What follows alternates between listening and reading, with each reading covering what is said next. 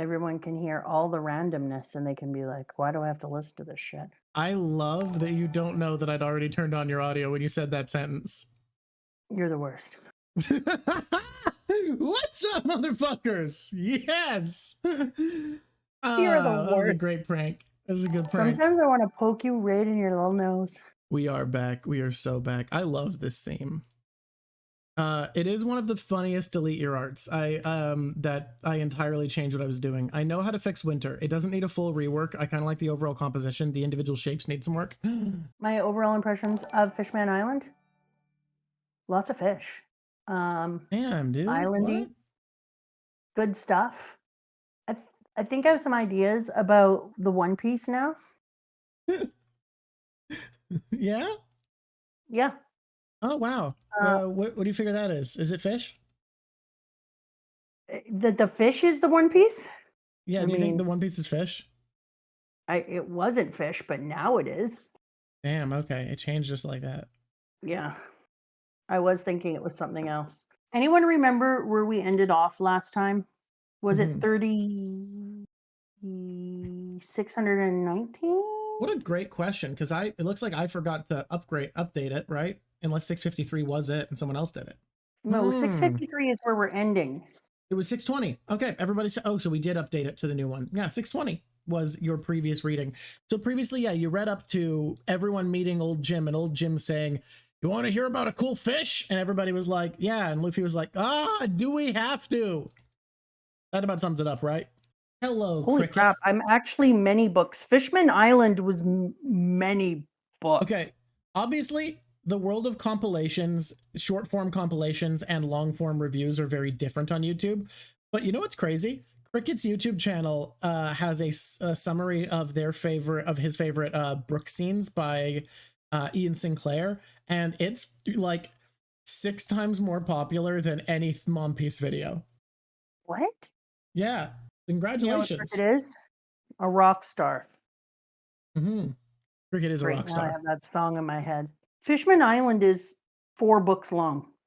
That makes sense. It's like 60 chapters, right? I don't think about it that way when I'm reading them. I just burst through them and then I come out the other side and I'm like, woo! And you just then read 4 comic books. Yeah. We were at 619. We are moving into 620. It's definitely wild that Fishman Island, you're like, that's 4 books, because like, I think from this point out, nearly every arc is much, much longer than Fishman Island. Are you kidding my face right now? No. We are entering the era of what's called mega arcs. Oh we're not there yet, but we are very close. Oh my God. Did you turn off delete the art? Oh yeah, because this one already got a delete. Yeah, so don't re-delete this Other art. long-term projects I might, but this one, I don't know. I really want to get it done today is the thing, because I don't want to continue this into the next arc. Yeah. Okay. Here we go, babies.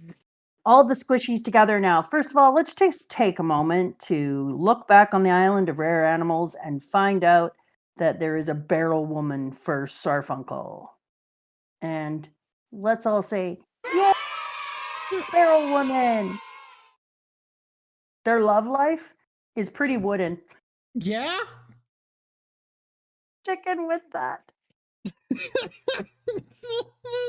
They do make great music. Woo-hoo. Anyways, you should all know that because it's in the wonderful amusement park as we're going in. It's on the cover and I loves it. Yeah, you have been into the little updates about what's happening. And right, it turns out Amazon, everyone was right, was not getting a job with Iceberg, and instead is now running the attendance desk at a Usopp themed amusement park. A rubber themed amusement park. Well, yeah, but Usopp's the one that introduced them to rubber. I'm not gonna lie to you. A rubber themed amusement park is like on my list of things I'd like to do, except for I can't go because your sister's allergic. Yeah, you will kill your daughter. If you go to Rubber Bandland, you'll become poison to her for life. Yeah, can't happen. It'll infuse also, into I want you. a piece of bubbly coral now. Getting to just click the end of a piece of coral and have it bubble up and create me like a seat that I can bubble around on. It's cool.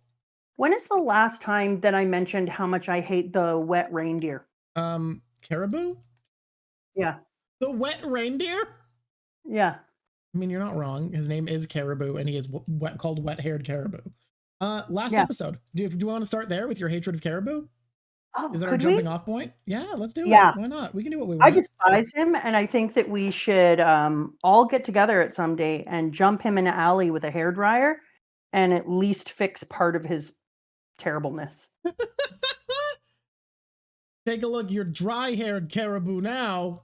How do you like that, you dried-haired reindeer? Can you imagine someone being so dry that their Red Baron is, their epitaph is like, "It is I, dry-haired Tom." What do they You call you saw that? his trees? Well, he's called Wet Hair or Wet something. He's called Wet Hair Caribou. Yeah. Better or worse than, ugh. You know what, CeeLo? I'm gonna have to think on that. Pet the boy. Hey, hello, amigo Roberts. Someone said pet the boy, so you keep going. I'm gonna pet that little guy. He is so gross. He makes me feel uncomfortable about life. Yeah. I hate him. Swamp ass man. Okay, here we go. Let's just go back. So far, what's happened, I think the reason we're having a hard time jumping off is I don't usually stop dead in the middle of something, but we had a 4-hour Well, you stream. started right at the beginning of the Fisher Tiger flashback, so that's a good place to start. You know who is the grossest thing in the world? Who's that? You know who I think is the grossest thing in Is the it world. Vanderdecken, the man with the plan that makes no sense for literally 3 separate reasons? I think that Vanderdecken is grosser than anything I've ever met yet. He is the grossest man in the entire comic. I think so. And also, I love that his plan is dumb for 3 separate reasons. Yeah. What didn't we talk about the blood? What was the blood first? I don't know. So we talked about Sanji's nosebleed. Don't pretend we didn't, people. We talked about Nosebleed Man getting nose rocketed. Was it about receiving and giving blood? Yeah, how it's illegal to give blood to fish. No, we got onto Fishman Island last episode. Pink Last Sage. episode. Oh yeah, last episode. For people who don't know, I didn't say part 2 because we didn't get very far into it, and part 2s do worse. We got up to last time the very beginning of the Fisher Tiger flashback. The way that I put it just earlier at the beginning of stream was, we got to Jinbei going, "You want to hear about a cool fish?" And Luffy said, "Do I have to?" And everyone else said, "Yes, fucking yeah." We talked about the mermaid nosebleeds because I talked about how gross I thought it was that every time that he thought I did not defend Vanderdecken. I said I think he's slightly less bad than a bad word that I've since come around to saying, no, the word is accurate. No. Am I not allowed to say the P word? I don't know if we're allowed to say the P word. He's the P word. I know we're not allowed to say the R word, and I feel like they occupy a very similar conceptual space. Okay, I would allow that. But him being in a pool of blood, the Sanji being in a pool of blood and needing to get a transfusion, and nobody. There is a way to say it. I forgot that there is an official way to say it on TikTok and Twitch and YouTube, which is you call them a PDF file. Yes, that is what they are. He is definitely a PDF file, and I can't believe that's not just how he is known far and wide. I think it's absolutely revolting to me that he thinks that he can just age someone's body up, and that ages their experience, their lived experience, and their maturity. And I hate him. He's terrible. I wanted worse things to happen to him than happened to him. I had like a list of things we could do to him. Nobody asked me. You did provide last time an extensive list, if I remember correctly. And I want to remind you that I came up with new ones. Yeah, that's true. And I think I should be allowed to use some of them. They're just sitting there. Okay. Vanderdecken is a 4chan mod. That's so true. People want the list of things you can do to Vanderdecken. Would you like to provide some options? Oh, guys, no. Last time people got really scared by the level of my anger. Some people were like, that's so good. That's a great idea. Turns out when you work with children, you have big feelings about this type of thing. Yeah, it makes sense. You've got some big ass feelings about it, and the list is things like peel all his skin off. Okay, Red Potato's coming in with the classic FMI hate, that we have 2 of the most forgettable villains in One Piece in this arc. And let me tell you, are you entirely wrong? No. But the villain, well, one of the villains, it's a good thing they are where they are. I actually won't say it's a good thing Vanderdecken is the way he is. I said I said we turn him into a salt and vinegar chip by peeling off all his skin, mixing salt and vinegar in a plant sprayer, then spraying him gently once every half hour. I had a whole bunch like that. Isn't it crazy that you can remember that, but you can't remember like the theories you've told me until I give you like a prompt? No, I tell you the theories in a fever fugue. These That's I a good think point. You tend to go into a fugue state when you start. Maybe that's why we are getting comments now that are like, oh, he's leading her, because I at the beginning have to remind you, and it looks like I've coached you, like, yeah, so this is the prompt to say that thing, and you're remembering your lines. But no, it really just is. The Mamadrock goes into theory mode and starts like listing a bunch of ideas, and it's my responsibility to remember like the trigger phrases that will get her back to the fugue state. I literally said to you this last time that we were outside and I was talking about Bonnie and my new feelings. And then and Kuma and Yeah, Bonnie, Kuma, Vander. and Vegapunk. You have feelings Vegapunk. about those three that you I brought said up. to you when I was done, I don't remember much of what I said just now, so you'll need to do that. And Yeah. you were like, excellent. That's fantastic. Thank you. Okay. So then we went through, we talked about how our silly boy kept bleeding out all the time and nearly died, but was cured by the beauty of our Wonder Mermaid Princess. Aww. Which, you Aw, know, good for if someone's a fully grown adult, that could be almost a romantic thing. you. Anyway, But I'm just saying that's not the situation we're in. no. Then we go rushing back into the past and we have little baby Nami screaming, "Don't die, Bellemere. Don't die, Bellemere." And then her mommy getting shot and dying and her watching the entire thing taking place and then becoming a slave to Arlong and going through all the things. And then it says, it seems you've endured a great deal, says old Jim. Is that all you have to say? Says Sanji. Yes. After all this time, I still wouldn't pity Arlong no matter what happened to him. But before I got to the Sarbodi Archipelago 2 years ago, I never knew the mighty fishmen had been persecuted by humans. And so it's really interesting to think of it from little Nami's perspective because um, baby Nami could not have had any idea that these powerful people who were absolutely annihilating her town and had completely enslaved her actually had no power themselves within the world. And it must have been a really weird thing for Nami to like grow up out and be out in the world and realize that it was the exact opposite of what was taking place within her smaller existence. Something That else must have been a sorry, you finish. no, go ahead. Well, something I was thinking about recently about like how scary Fishman would have seemed to Nami and how impossible it would be to believe that when she's talking about the mighty Fishman.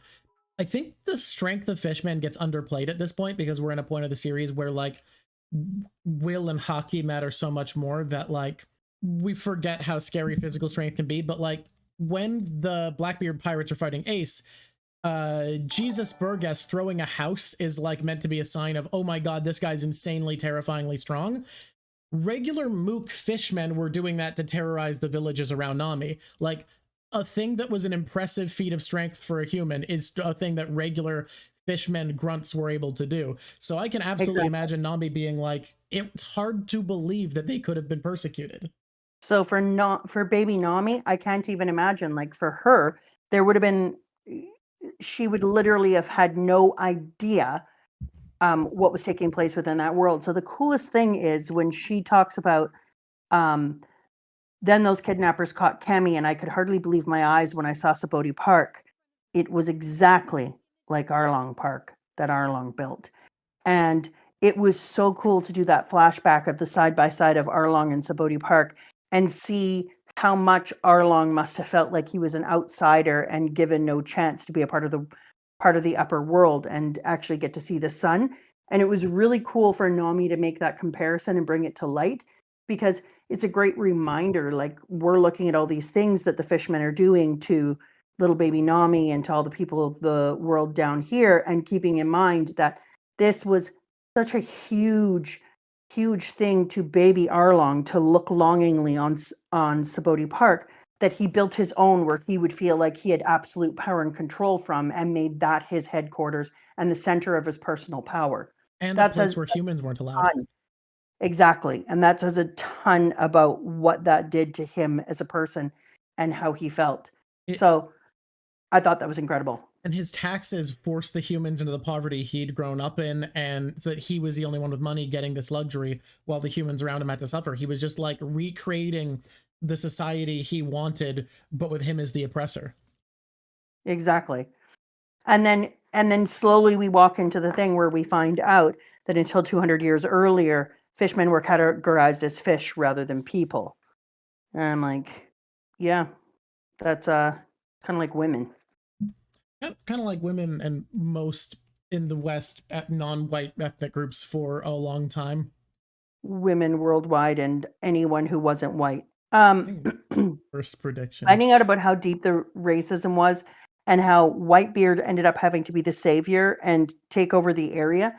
It's that entire idea that you need, and it's not like I disagree with it. Like I understand, like for the women's movement, you needed your John Stuart Mill. In every realm, you need somebody who stands up with all of their power that they have and creates space and room for other people to live. Well, like I get it, so but this is so you say your but thing first, and then I'm going to go back to this idea. I'm putting a bookmark. Okay. But it's a really difficult thing to hear that you have to have somebody like Whitebeard come in and be the patriarchal savior and say, nobody gets to touch this anymore. And this is my realm now. And then, spoiler alert, I'm going to do a thing that I do, going to the end now. And then going to the end and finding Luffy is like, yeah, I'm going to put my flag on here. And though I understand it, and though I understand that we live in a world that has piracy and government coming in and doing things, and smaller pirates would come through and pick it apart. There is more strength, I think, than when the king says, we've rebuilt our army to be this and this. We have this many warriors now, and I think we are not as weak as we once were. That made me way happier than having Luffy's flag on it. The idea of having some autonomy and agency in your own protection instead of feeling that you're a freaking leaf in the wind to whatever pirate. Because no offense, it really feels like kind of the Canadian system here where we don't, that you and I were talking about earlier this week. Granted, where Canada needs this system. I mean, we need this system because we would be trounced. But Canada has to go around being nice to everyone and kind to everyone and like, please don't kill us. And then the U.S. is going to come in and protect us. And if the U.S. tries to come in and protect us or hurt us, then the rest of the world will be like, hey, don't touch Bambi. We don't pick on Bambi. Plus, Bambi has a lot of resources we're not going to let you have. And so it's interesting because it felt very much like I felt bad for Fishman Island that they were kind of in the wind the way that kind of Canada can sometimes feel. Now, the reason it's more upsetting to me than Canada, though, is because it's racially created and not nationally created. Now, something I want to point out, though, along racial lines, is people often talk about how Otohime feels like a Martin Luther King Jr. figure, and I think that makes a lot of sense. And they talk about how Fisher Tiger feels like a Malcolm X figure, and I think that makes a lot of sense. They're definitely not one-to-one. I don't think it's nearly as blatant as with Professor Xavier and Magneto. But I see it. I think Neptune talking about building up an army is a Black Panther figure that people don't talk about that way. Yeah, I would agree. The Black Panthers were an incredibly important part of civil liberty for Black people, because before they started showing up armed to protests, it was really common for violence to be used to intimidate Black protesters out of being able to attend civic protests. And the Black Panthers 100%. Being an armed group of disciplined Black civilians protecting protesters was actually a huge part of the success of the civil rights movement that people really don't talk about enough. We are going to talk about Koala. I feel like I'd seen Koala somewhere else. Where did I see them? I don't think you would have seen Koala before, but Koala is a little child of Fisher Tiger done saved. Why does Koto win the stream? Add expertise. Yeah. My Mama Drock, did you notice the similarities between Nami and Fisher Tiger with their tattoos and oppressive cycles being broken? I've never noticed that. Did you? Yeah, somebody put that inside of our ITQ today, and I just loved it.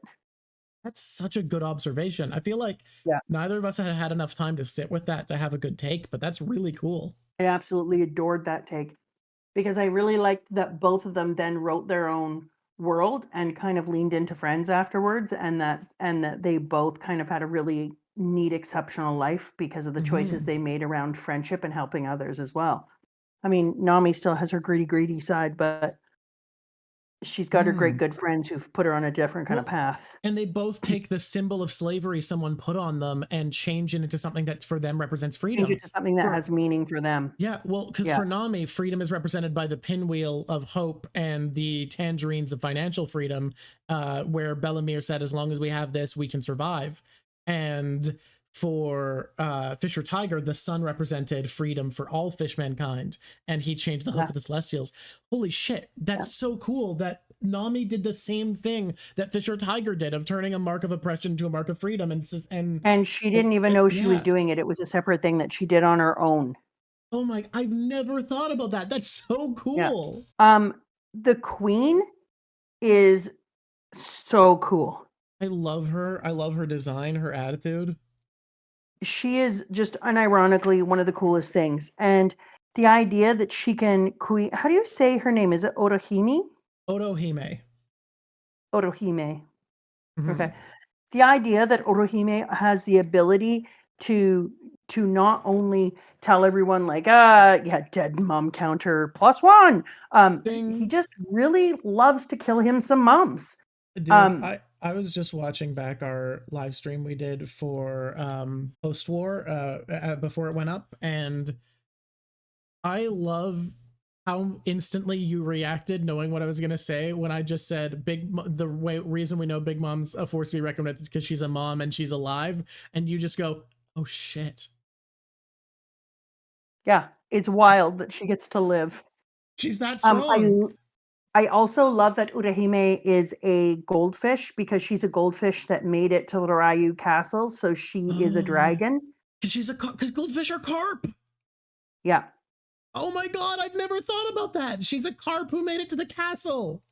Yeah, so and then she is interacts on the same level as a celestial dragon and treats him like an equal. Holy exactly. shit. Exactly. Oh my god. Yeah. So I was like, what a good choice, Oda. That's a very cool thing. And she's married to the god Neptune. Yeah. And she's married to the god Neptune. Yeah. That's so good. And she's the first character in the series who treats celestial dragon like a human. Exactly. Holy carp. Yeah, so she moves herself up and goes through the entire gauntlet to make it to the Ryushin Castle, and then she becomes the dragon who treats the celestial dragon as an equal, married to the king, and then she walks amongst the people and not only sees all the societal things that are wrong with what they're doing or how they will hurt people, but is also able to feel what it's like to be one of them and to have all their pain and actually intrinsically feel it. And then this person said it and I was about to. And then above all that, she gives birth to the next great creation who ends up being, as I said before, one of the, she ends up being Poseidon. And it is, what did they say? Once in a 100. I accidentally made some noise.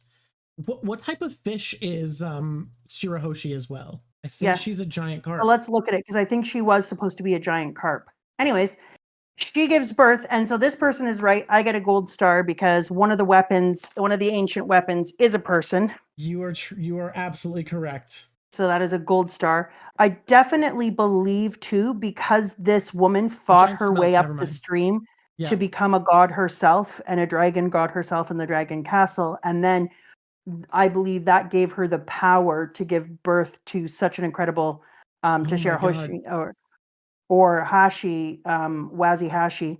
I believe that she is like the link or the bridge between the regular world and the godlike world. And so I think that it made sense that her lineage would be the ones who could either destroy or save the world. So I think that's pretty cool. I also love that Oda made Queen Otohime the passionate embodiment of love, because when you think about bringing back Poseidon as a weapon, the only way that Poseidon could be a person who is a weapon of strength for the people rather than a weapon of world ending is if they were raised and treated with absolute love. and we're shown that deep love is the absolute way to move through the world, because she didn't just show it a little bit or have some embodiment of it. When she told her as her last request not to hate the person who killed her, that shows just how seriously her mom took the idea of love. And so when her mom dies and says that, and then we find out that the Wazihashi actually knew who killed her mom and said nothing because her mom said, you need to make sure that you don't hate the person who kills me if you find that out. It says that she took her mom's love seriously and she took her mom's lessons seriously. And because of that, we can have more faith in her as a group who are looking at this world, that she won't end up destroying it, because she was able to do something that seems almost impossible: forgive the person who killed her mom. That's a big Oh. deal. So Wimpy Hoshi, yeah, I call her Wazzy Hoshi or Waz-a-lot. We'll get back into the forgiving of Jinbei in a minute, but we could just do it now. Yeah, I appreciate that Nami forgave Jinbei, and I think that it also it showed Nami's own growth to be able to forgive Jinbei. I don't know that she would have been able to forgive Jinbei in this way in our first 17 chapters since then. More. And that it's only as she's gone through the world and she's seen the level of hurt and hell, and then she has gone to Saboti Archipelago and seen what happens to fishmen and how they're sold and treated and subjected to horrors, that she realized, like, it's pretty difficult to maintain hatred for somebody when I can see what they go through on a daily basis. And so I think it's really important to note that all Nami is doing here is just using basic humanity when she realizes, yeah, I was a slave, and yes, I was treated like this, but the whole of society here has to worry about being treated that way every single day. They can't even go out into the sun. My friend and I tried to go to the fairgrounds and she was taken as a slave. So I think that Nami has gone through enough things now that she actually understands deeply what privilege she holds, despite the fact that she holds it as a person who's also been a slave. It's so interesting. And something I really love about One Piece is how much, God, especially now that people have pointed out how strong the symbolism between Fisher Tiger and Nami is, we see that oppression is not about race, that everyone is susceptible to oppression, and oppression is about power. That is what it comes down to. In the East Blue, where everybody's weak, power was just physical strength for the fishmen, sure, but like power on the global scale is something entirely different that the fishmen do not have. And power in Luffy's kingdom for him was wealth, and that's why he was oppressed. And it's yeah, so it's classism. It's so uncomfortable for me because I remember when I was circle's meant to be a cherry blossom. You got it exactly. I remember when I was in university and my professor of it was a 101 course, so it was, I think it was just called political science. I don't think it actually was a political science of anything. I think it was just an intro.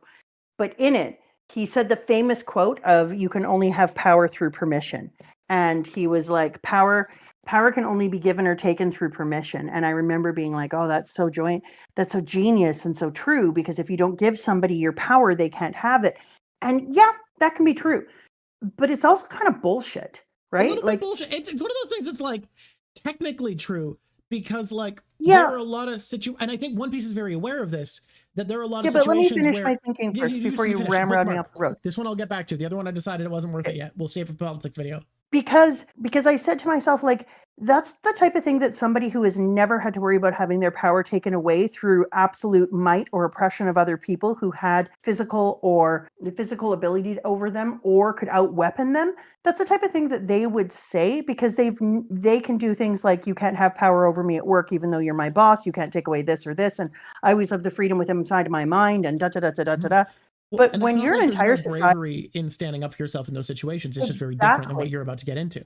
And when you're an entire society that's being oppressed systemically, it is not fair to say that people can only have power through permission, because there are a lot of people who will be like, you don't have permission to have my power, and I'm still free within my mind, but your body has been caged. Your children's futures are unpredictable. And I would say the minute that you can tell people that you can take away their ability to plan a future or safety for themselves or others, they don't have power. what I was about to say is there's a lot of situations where in theory power only comes from permission, but someone exactly said it's permission or death. There are many, many situations where you always have two choices. It's almost impossible without physically restraining someone to not give them two choices. But the choices are often fight for sovereignty at the cost of your life, or give people permission to have power over you. And One Piece, I think, Exactly. is very, very aware of those situations of there being a place that you're in. If Nami had have resisted, I mean, we did see Bellamere resisted. She did not give permission for Arlong to objectify her and So turn she's her into dead. property. And yeah, she's dead Yep. because she didn't give that permission. So you can say that she didn't give Nightbot, permission that's for such a power, funny but then time to she say didn't having have the fun. right to have life. Nightbot Yes, the showed up to be permission only like, exists. you having fun? Yeah, the permission only exists in safety is an excellent way of saying it. It's a And really, there are really some good phrase. areas, like in your life, in your work, with your spouse, a lot of times power does only come with permission. But it's a dangerous thing to say that, because then it takes the onus off of the oppressor or the person benefiting through systemic oppression to actually take care of the mess that's been created and be like, well, power only comes through permission. Just take away your permission. Oh, Mhm. okay. There you go, Chuckles. So it's an interesting side sweep that we're going through there.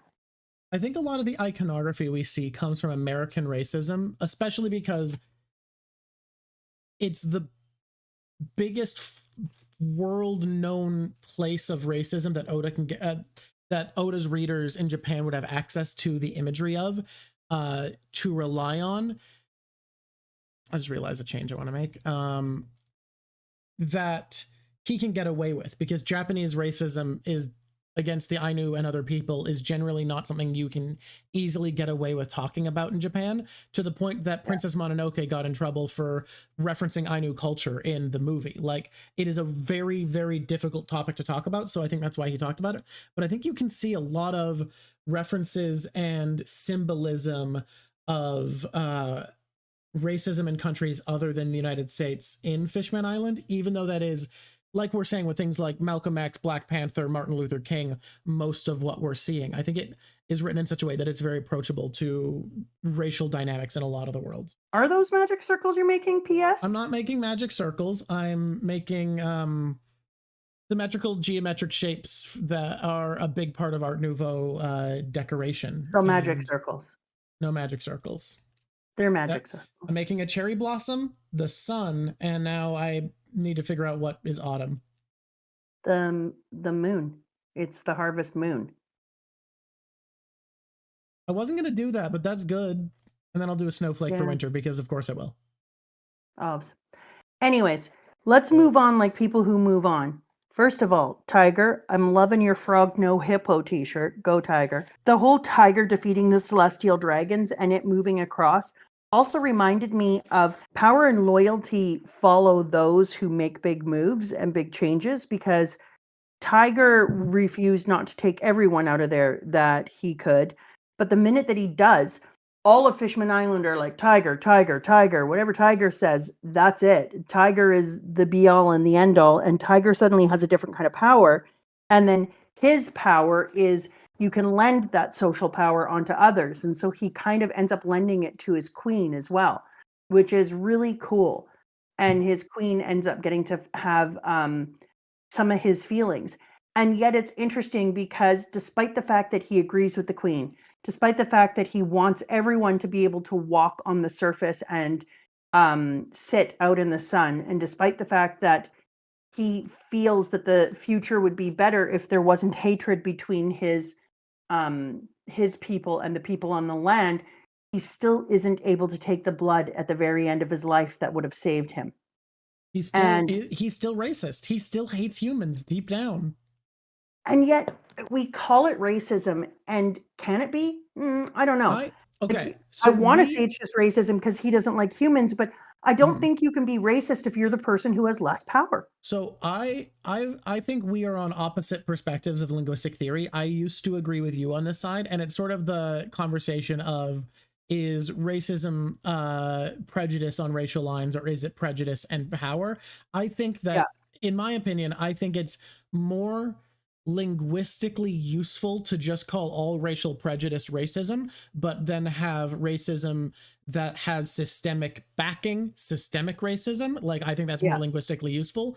And you're the opposite, right? Where your belief is that racism, prejudice, or bigotry should be the words we use for just general prejudice, and it should be called racism when it Yeah. has systemic backing, right? Yeah, I do. Okay. I think we just have the opposite perspective there. Yeah, I think so. I feel like it's a prejudice. I feel like it can become racism because for me, when it's racism, I believe that you have the power to change somebody's life at a larger systemic way. When racism is being used, you have the power to say, I don't know, hire cops who are members of the KKK and infiltrate them into the regular law system, or say, I don't know, lawyers and put them in there so that it becomes more difficult for people of color to get themselves out of jail. And I Mhm. don't know, fund an entire country off of the back of a prison system. I think that feels like racism. To me, the stuff that Tiger is doing feels more, Fisher Tiger feels more like prejudice, that he doesn't like them because they're human, whether he wants to or not, but they are oppressing him and they are oppressing his people. So I Mhm. don't feel like there's enough racism in there. And I feel like Mhm. and I get it. It's hating a Well, race, but it just doesn't feel like it well, has the ability to be called racism. Rather, it's prejudicism for me. And then when it's racism, you have the ability to change the lives of the people that you have racism over. and that's kind of where I get at it being a semantic thing. And I want to point out, everybody in chat, there are people very, very strongly on both their sides. And the reason I kind of glazed over us having a difference is because I really think we all agree principally in Yes. the same distinction between systemic and Yes. non-systemic bigotry. I my I will make very swingy statements about language because I have a very strong linguistic theory that I am Yeah. very beholden to. That's a lot about utility of language. Uh, but I think that the version you're coming at this from is really common in academia and has a lot of backing that makes a lot of sense. I It's don't think kind we of need a more a poll. historical Yeah, perspective. I think we don't need a poll. I think we just need to understand that me and Mama Drock are coming at this from very exactly the same perspectives, except where we put Yes. the definition on words. That is literally the only 100%. difference. And so I think a lot of times for people, semantic ambiguity makes them feel like you're not on the same side, but you can have different feelings about something, but believe that the intent behind it is just as bad. Oh, absolutely. Like, Yeah. both of us dislike systemic racism, even though I add the word systemic to Linguistic. it. Yeah. So either way, I could totally understand why he freaking hates humans, and you totally understand what's happened to him um and why he is unable to forgive them, but it's still crushing to find out that that's the thing that ends up killing him. It is. Is that It's his soul hatred crushing. won't Yeah, his hatred is the thing that keeps him from living? I'm And sorry, that's crushing. and he's learned to like human people, but not Yes, humankind. yes, And that's that distinction that he can save humans and understand there are humans like him, but the Navy he sees as a representation of humankind, and he can't bring it to not dislike them. yeah, exactly. And you can understand where he's coming from. You know why he feels this way, but you're just like, "Dude, we need many more years of Arlong." And this is when I think about this all the time, having that principled stand, because the would Socrates be as well known today if he didn't agree to be put to death? I don't know. But did the Assuming world need more Socrates is real. Socrates? Like, did the world need more Socrates? Maybe. But in this story, the world could have really done with more with more Fisher Tiger. Oh, And he would have instead, been a force for good. And yeah. yes, instead the world was deprived of it because his prejudice, he could not move past it, and he could not let anything that wasn't fish blood inside of him, and because he still saw their blood as being intrinsically different. And that's that thing that we talk about, like, you were you have more in common with a person beside you who's a person of color than you might with the person beside you if you're European descent, who isn't of color, because melanin is only one component of DNA. and Mhm. and so I feel like, is that the same thing in this case? I don't know. But obviously, if you can give blood across, then this blood idea and the purity of your blood idea is ridiculous. And I Right. think we have allowed blood, which is fascinating when you think about all the different Asian countries that have like they know a lot about a person because of what their blood type is, et cetera, et cetera.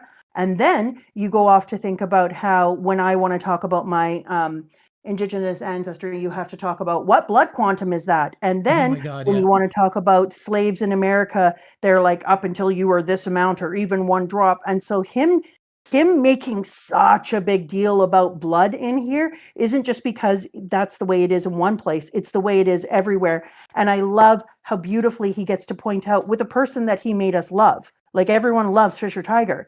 We think Fisher Tiger is the best. And then our hero dies because he's unable to get through this idea of blood being different and pure. And I think that's a really good way of pointing out to people just how freaking asinine this idea is that blood is the thing that separates us, and there is a purity of blood. I mean, we know how ridiculous that is. You know what happens when people of pure blood all have sex together and have babies? It's called hemophilia. That is a punishment of blood. I mean, hemophilia is not explicitly what happened. That's what happened with one family because that happened to be the genetic defect of that family, as well as the ability to see indigo, which is another thing that they had going on. Okay, Which is well, why that might be royals. worth it. Well, no, that part's cool. Royals have a much higher chance to be able to That see might be indigo properly. worth it. Yeah, and only 10% of Yep. people have that gene. It's kind of cool. Yep. But I wanted to go, that brought something up that I wanted to go into that we talked about on the phone. Ad starting soon. Subs, you get my opinion. Mama Drock is for everybody. Subs get me. Something that I want to talk about on the phone was I think the reason I've never seen any fiction invent blood types before. And the only reason I could think of for One Piece is that Oda is aware, of course he is, that blood type personality testing is the big pseudoscience people care about in Japan. That is the pseudoscience thing people use to sort human beings in Japan. The way that astrology is common here and phrenology is common elsewhere, blood type personality charts is a thing in Japan. And I think he wanted to be able to talk about blood and the need to give blood and realized, oh, I don't want to give these people blood types and invite a type of biases that people use to sort human beings into my arc about not sorting people, because it would create such a thematic tension, and people would be like, well, why are you giving these characters these blood types that indicate this personality type if you're trying to say this about them? So I think he invented blood types in One Piece to avoid that. It's the only explanation I have. How do you know if you can see indigo? If deep blue jeans look kind of purple to you, you have the gene to see indigo properly. I can't. Deep blue jeans to me look blue. Yeah. Yeah, we all have a single ancestor in Africa. Hey, while it's sub time, I'm going to talk about something that you brought up that I think is cool, or that something that I think is cool that something you brought up made me think of, which is the cool fact that because only one group of humans left Africa, there is more genetic diversity within like two little bits of Africa that are fairly close together than the rest of the world, because of the like 32, I think, distinct human groups that were in Africa, more or less genetically somewhat isolated, not obviously isolated, but somewhat isolated. Only one of them diversified into all the rest of humankind. So like most human genetic potential is in Africa exclusively. Isn't that crazy to think about? I just think that's wild. You know what? I think when we talk about our little girl who gets kidnapped, who God, there's a lot of love for her. Don't go, Koala. You can keep sailing with us. You're a good girl, even if you're human. Would you pull it together? I think one of the things, Pet the Dog, that's the most incredible about her is she kind of also juxtapositions something that happens with the princes, the two princes who end up like laughing and singing and being crazy weirdos, trying to keep their sister from having a traumatic shock. She is a person who believes that if she stops laughing or if she stops doing exactly what she was told to do, that she will be hurt or killed or maimed, and that she smiles all the time and she's like, I can do this, I'm sorry, everything is good and everything is bright. And that's the exact same way that the princes have to react down in Fishman. So we have a neat juxtaposition between Koala and the princes, because the princes right after their mom is like, don't hate the person who killed me. And remember, it's really important that your sister doesn't have a shock. And they're like, okay, we're going to be happy. Everything's great. And they sing everything all the time. And they're conditioned to be kind of weird, singy, strange dudes because they have to, because that's how they're keeping their sister from having a shock. Just like Koala has to smile and be polite and clean everything and be helpful, or she'll be killed.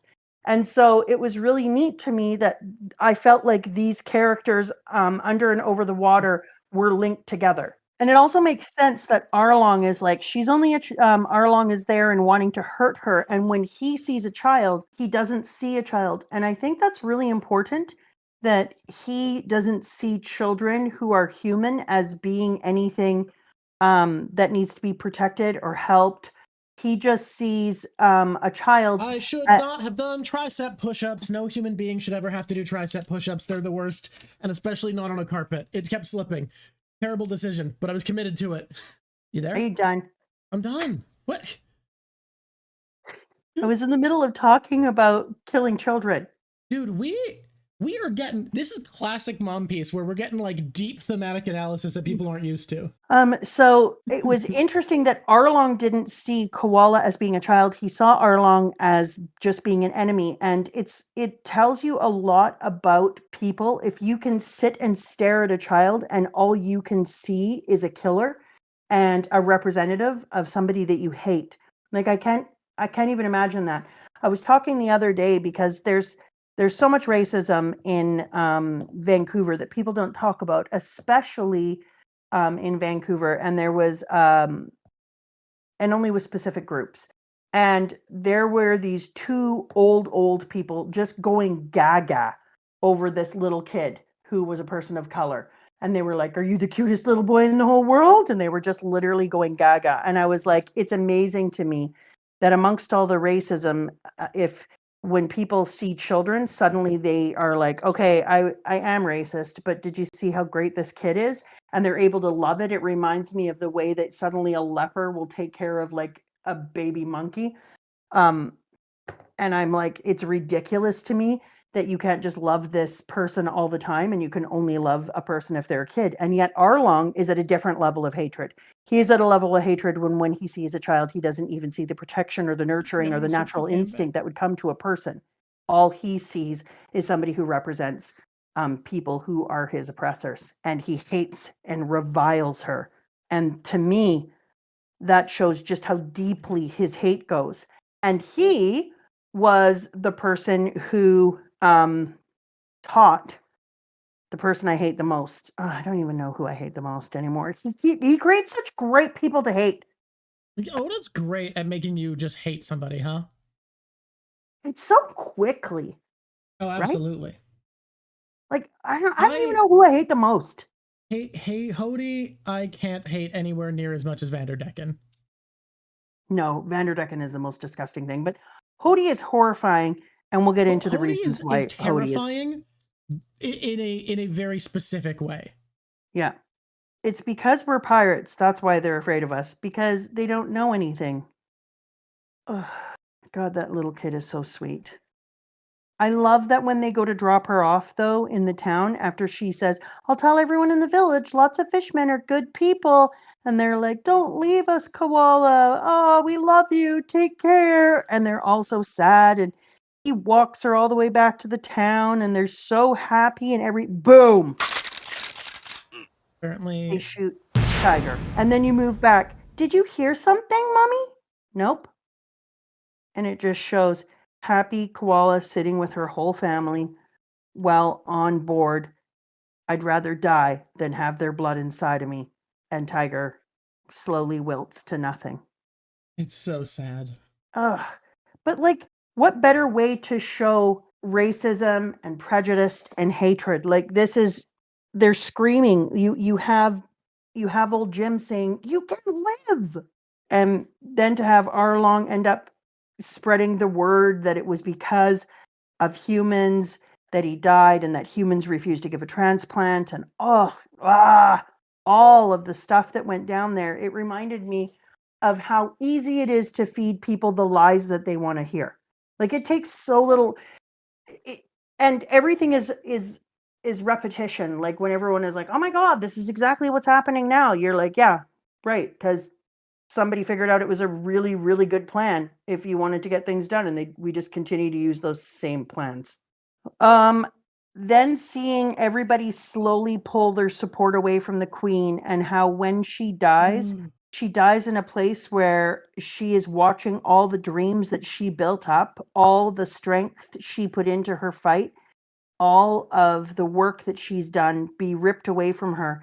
In the midst of it, you have down comes Saint Myosgard, world noble celestial dragon, who she treats with kindness. And then afterwards, he tries to pull all of his quote unquote slaves back and prove that they belong to him, even though she made sure that his life was saved. Then she brings him up and gets invited to go to, well, she says eventually the reverie. Is that what it's called? No, what's the reverie? The reverie is the event. Yes. But watching everything being taken away from her, having her believe in this, getting some days later the negotiation, able to appease the high-handed celestial dragons, and she comes down with so much deep belief in herself. And that's when we meet Vanderdecken, or as I'm going to call him, Salt and Vinegar. And when we meet Salt and Vinegar and he touches the baby, oh God. Yep. Normal stuff. Just, I can't even. Just when she thinks that, maybe I can make a change despite everything that's happened, Queen Orihime has been shot. And I think it was absolutely incredible that they ended it the way they did. When they first did it, I was like, no, I want to be able to point to somebody. And it reminded me of the Martin Luther King moments, the idea that only through deep love and the pacifism that can you show other people the way of love and light, and that you can't teach somebody how to love by being cruel. And you can't teach somebody how to forgive by killing. For all the similarities people put that Malcolm X is Fisher Tiger, Martin Luther King Jr. is Orihime, Malcolm X was killed by people who represented his movement, who he'd broken off from for deciding they were too reactionary and revolutionary. So there is definitely a bit of influence of both figures and both characters. Yeah, there is. And I think that's important. I think that somebody like Oda, who holds no punches and holds every single country and every single background accountable for their actions, that makes sense. Hody pulling a KKK thing was terrible. It's not great. We'll get to the point that I can talk about my opinions about what Hody's doing and what it represents. I love how the king demands that he's locked away, so he's not allowed to murder the person who killed his wife, even though the person who killed his wife is dead, blah, blah, blah. But I love how his anger is too big, so he forces everyone to lock him away because he understands that it's imperative that he follows what would have been important to his wife. And then on comes the prince to say, Mother said that soon we would see the real sun. The next reverie is in 2 years. Maybe that's too soon for your hearts and minds to become as one, but there will be another one in 6 years and in 10, and we will realize our mother's dream, even if it takes the rest of our life. And then you see his big-headed sister, the Wazi, in the background, which is super important because the brothers are choosing to meet hatred with love, choosing to meet fear with hope. And because they do that in front of their little sister, and because the father doesn't allow himself to go out and just rampage, they teach somebody who turns out could be a weapon of destruction to the planet how to handle their grief, their anger, and their emotions, even in oppression, which is a really huge feeling of pacifism. And I adore it, but it's pacifism in a much better way. It isn't just pacifism for pacifism's sake. It's pacifism for the sake of actually creating peace and freedom for your people. And I just adored that. Something deeply satisfying to me about the fact that the two characters with the greatest destructive potential in One Piece are Blackbeard and Shirahoshi. Shirahoshi, Wazi Hoshi is my very favorite. She is so incredible. I love her so much. She's like a top 20 character for me. Wazi Hoshi is awesome. My favorite part in this, though, is where, so please don't apologize to me about when she says, it's true that I suffered, Nami is the person, terribly because of Arlong. but I met some great people because of that. You mean me, Nami? Okay, Sanji, get over it.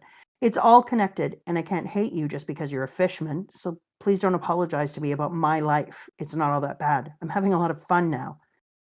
And then, Nami, your words touch me so deeply. Thank you. And then Nami says his conscience was tormenting him. And I love that. Good for you, Nami. You bring joy to the people. Joy to the people. You know what I think is really interesting about Hody Jones? Yeah, I I don't know know why. everything you think is fascinating about Hody Jones for sure. He's disgusting looking. I'm not going to lie. They Uh-huh. gave him, out of the Fishman, they gave him a less appealing look. And I like that that was very intentional because we're supposed to hate him immediately. But I think that people underplay his evilness because he ends up being the type of person who is evil and has never actually had any oppression done to them. Mhm. Just so you know, if you have a very punchable face, every single German who's a fan of our show right now, plug your ears because this will hurt you when I say it. It's Backpfeifengesicht. It's a face in Our need of favorite phrase that we're so good at pronouncing. Backpfeifengesicht is a face in need of a fist. And yes, that is his face. And if you were a German, you can just suck it up. I'm not a German. That's how it's going to be done. Mama's doing her best to be incredibly good at pronouncing German, and all the Germans in chat are like, wow, she said that literally perfectly. Crazy how perfect she is at pronouncing it. That's exactly what they said. Baltuck says the first one was better. It's also incredible because when he's doing the hatred, the first thing that he makes them do is walk over and stand on a picture of the queen. And I'm like, well, that's dumb. Anyone can stand on the picture of the queen. And people will just be like, okay, she'll forgive me. It's not like she's going to be like, I'm going to come back. Yeah. And then he finds the bucket so seriously. full of the different people, literally flawless to me, who also don't speak. And then he finds the bucket after he captures the king and wraps him in chains of the list of the traitors that he took from all the people who wanted. I found something very interesting here at the Ryu Castle. 10 years ago, Queen Atahime risked her life to get the letters from the Celestial Dragons. And then he finds all the list of the people who signed up who would like to go up. And he goes, and now this is the list of traitors. And I was like, well, at least he is absolutely the owner of Backpfeifengesicht, Oda. At least that's a better way to find your people. But he did do that slow villain thing, which I just, whatever. When you hang people in a cage and then the water slowly rises, if you don't get your friends, they will be drowned. Or you could just slit their neck. I mean, or just push them outside of the castle. He's got a flair for the dramatic. He takes after Arlong. Arlong's his role model. There is a lot of better ways to do this. I mean, yeah, does it, you could tell them that they're there and then just kill them. It was true James Bonding. I was like, oh, come on, man. Just give them a little boom, boom, dead. Now move on with your life. We aren't at the point where I feel like I should talk about it yet, but if you're expecting logic from someone who, while not technically a fascist, is basically a fascism allegory, you were expecting the wrong thing from the wrong kind of person.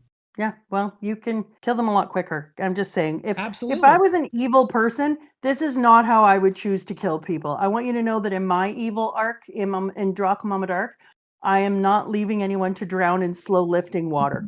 I love that Robin goes and finds the Poneglyph, which was mysteriously easy to find, is at the bottom of the water. Don't love that the arc is called Noah, but whatever. And then when she finds it, we hear about Joy Boy. So then you told me I'm not allowed to look up Joy Boy because you said there's so little information on it that if I try to look it up, that it would immediately tell me about Joy Boy. So I chat GPT'd and told chat GPT I wanted to know about Joy Boy, but it wasn't allowed to tell me anything about One Piece. About One Piece. Has to disclude One Piece in the answer. Yes, I said, who is Joy Boy? Disclude any information from One Piece. And then it said, Joy Boy is only a character within One Piece series. I can't provide any specific information without referencing details. And I was like, yeah. So someone had previously sent an article, but when I looked through, hey guys, y'all got to get better at deciphering what articles are AI written, because it very clearly was AI written. So some of the information came from real sources, but a lot of it was conflating information from further into One Piece with information from the actual Caribbean myth. So I'll tell you what I found that I could confirm came from books on mythology. So I mean, I told you, and that basically amounts to Joy Boy is a figure of myth that was a bringer of joy, would force people to dance until their troubles had gone away, and he represented freedom and hope for enslaved people in the Caribbean. That is what we can confirm to be true. He bangs on his drum, he plays a tune that you can't help but dance to, and he represents freedom, and some mythologies associate him with creation mythologies. Yeah, so drum. I hear drum when I hear it's that. West African and Caribbean, yes. Yeah. And so when the I name hear Joy Boy drum, was Caribbean, though, I because it was start an to English think translation. about all the different musical instruments and the way that now we've got Brooke, who's all about music and is actually, we found out later, using a music as a form of weaponry.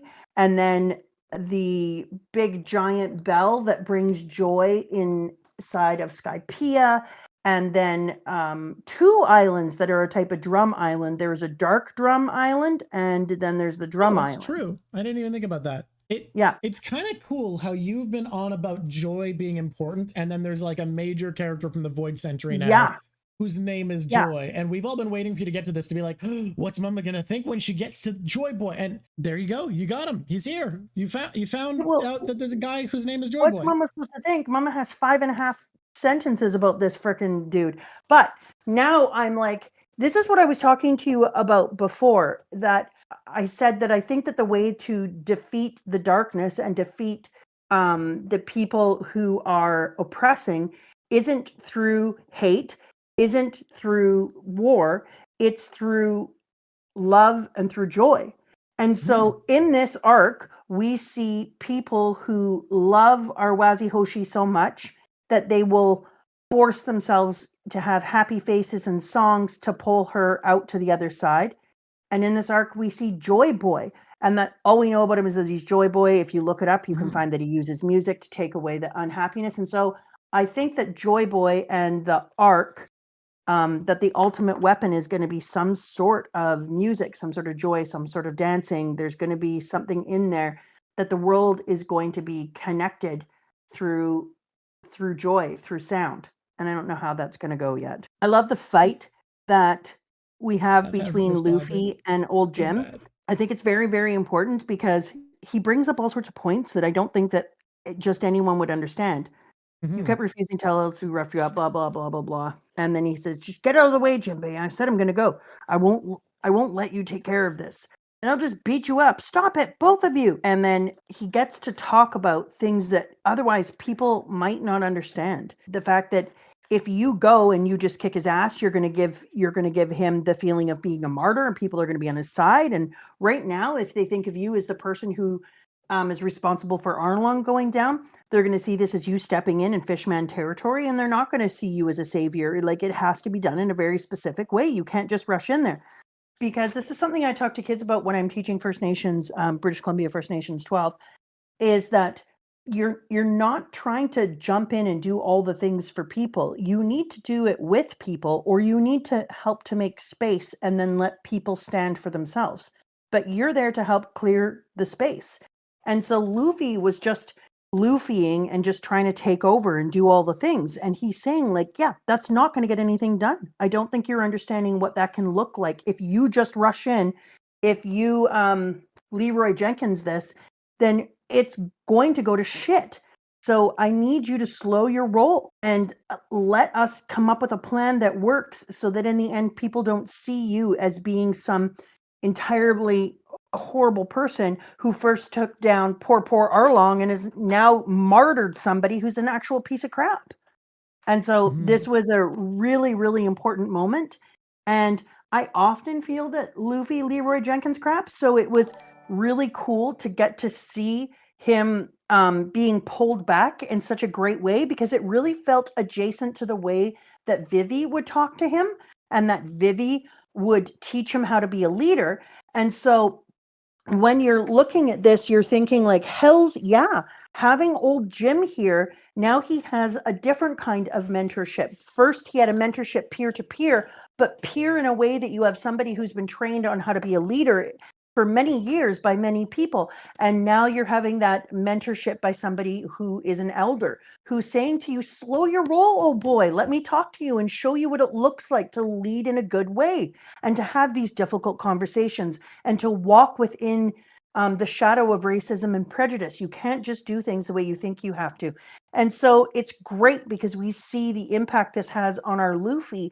And it's these moments that really, and I hate saying this, differentiate him from Ace as a leader and as a potential king of the pirates, because he realizes all the time, if I am going to be king of the pirates, then yeah, I am going to have to make some changes in different directions. And he's right. So what does it look like for me to listen to old Jim?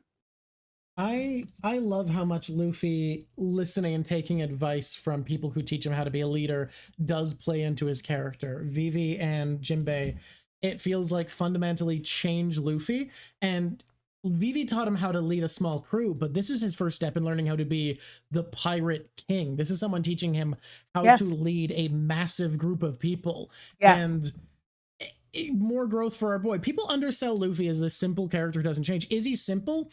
Yes, but there's nuance to him, and he learns and grows in really meaningful ways. When we're looking at this, I was so excited to find out that our good boy Brook could send his frickin' soul off. Well, good luck, you guys. Wait a damn second! Brook is now so much cooler to me that he can just be like, oh, you want to go see what's inside of there? Why don't I just go send my soul?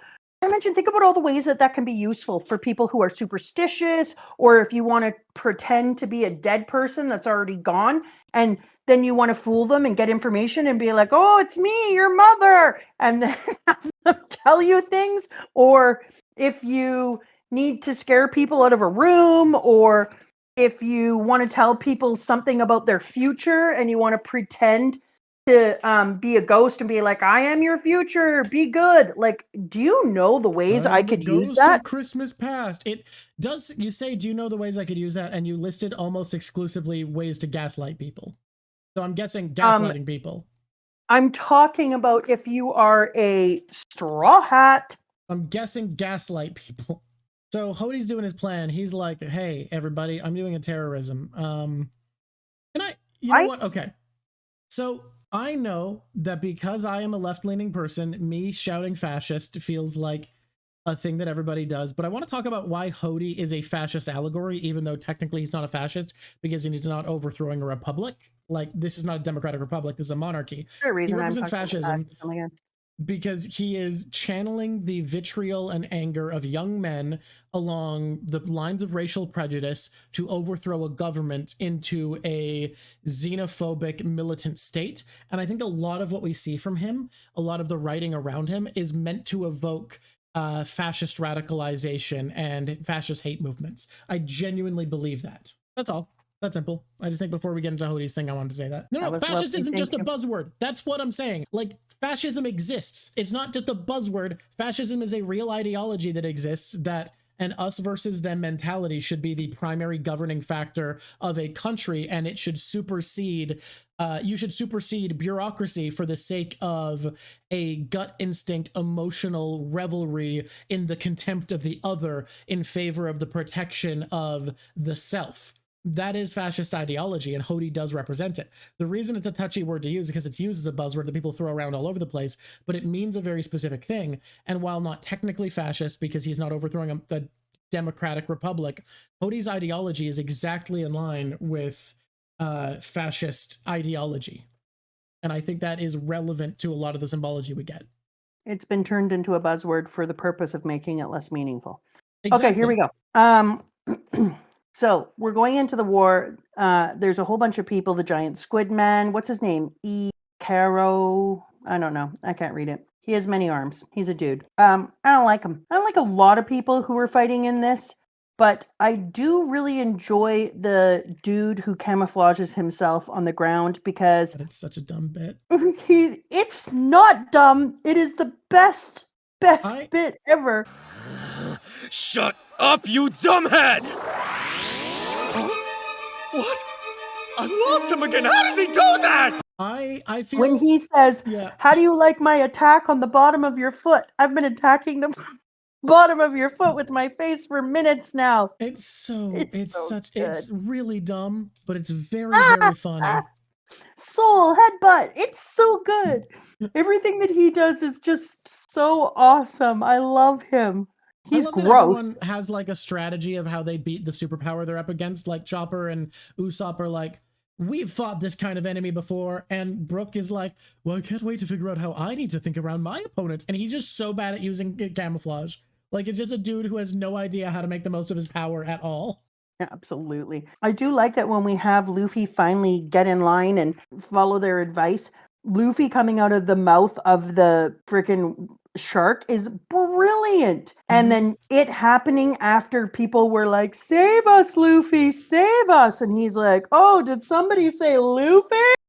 And comes rolling out of the shark. You're like, God damn, that's brilliant. That's when all hope just seems amazing. lost, the people they care about are about to die. Luffy rockets out of a giant shark and kicks a fish in the face. It's so good. And it's the perfect entrance for that. This fight that we're having, and you and I talked about this before, I think that our Straw Hats could have done okay in this fight. Not excellent, but they could have done okay. They would have been in a very bad position. It wasn't the strongest fight they've ever had to be in, is what I'm saying. Yeah. And the way that we put it is, yeah, you said it would be not their hardest challenge, but a hard challenge if this was like them pre-time skip showing up here. Yeah, exactly. And so I think that we could have done it. So because of that, that's perfect because it lets us see some of the new abilities of our Straw Hats now because they're like, okay, do you want to see some of the things they can do? And I'm like, yes, please. And Brook brings it, like Brook's cold sword coming right out of him like that. When we were talking about which characters had the coolest new moves post time skip, your team Brook, right? I actually don't know. Give me a minute going through the fight and then I'll decide, okay?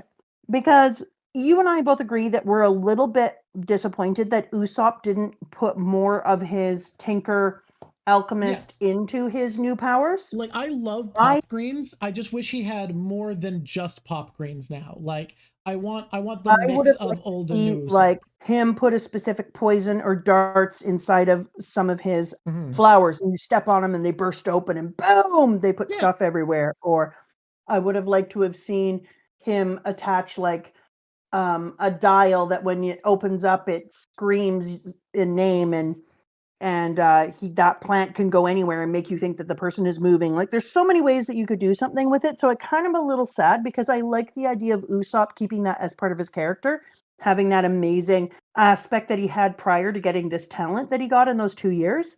Yeah. I don't like to see him waste all the time that he made. But Brook's freezing his cold stuff in his shot is amazing. A blood-chilling wind howls from the land of the dead. Set skirts aflutter. The Zoro is one of my favorite characters, and yet and his tornado cut is great, and he's amazing. But yeah, it's not one of my favorite glow up moments. It's just swords. Like it's more sorting. It's more Yeah, swords. I know there's Wolf is in the dial thing, but I want more. Chopper's ability to move through all of his different levels without even taking a ball is incredible. It's pretty cool. And pretty cool. Robin's is amazing though, because Robin, when we say she can just grow clones, she can be trapped inside of something and create a whole new her outside. I am team Robin. Robin's my favorite post time skip power up. Robin's new powers are so cool. Clones and giant limbs are rad as hell. And the giant limbs were fantastic and getting to jump all over everyone.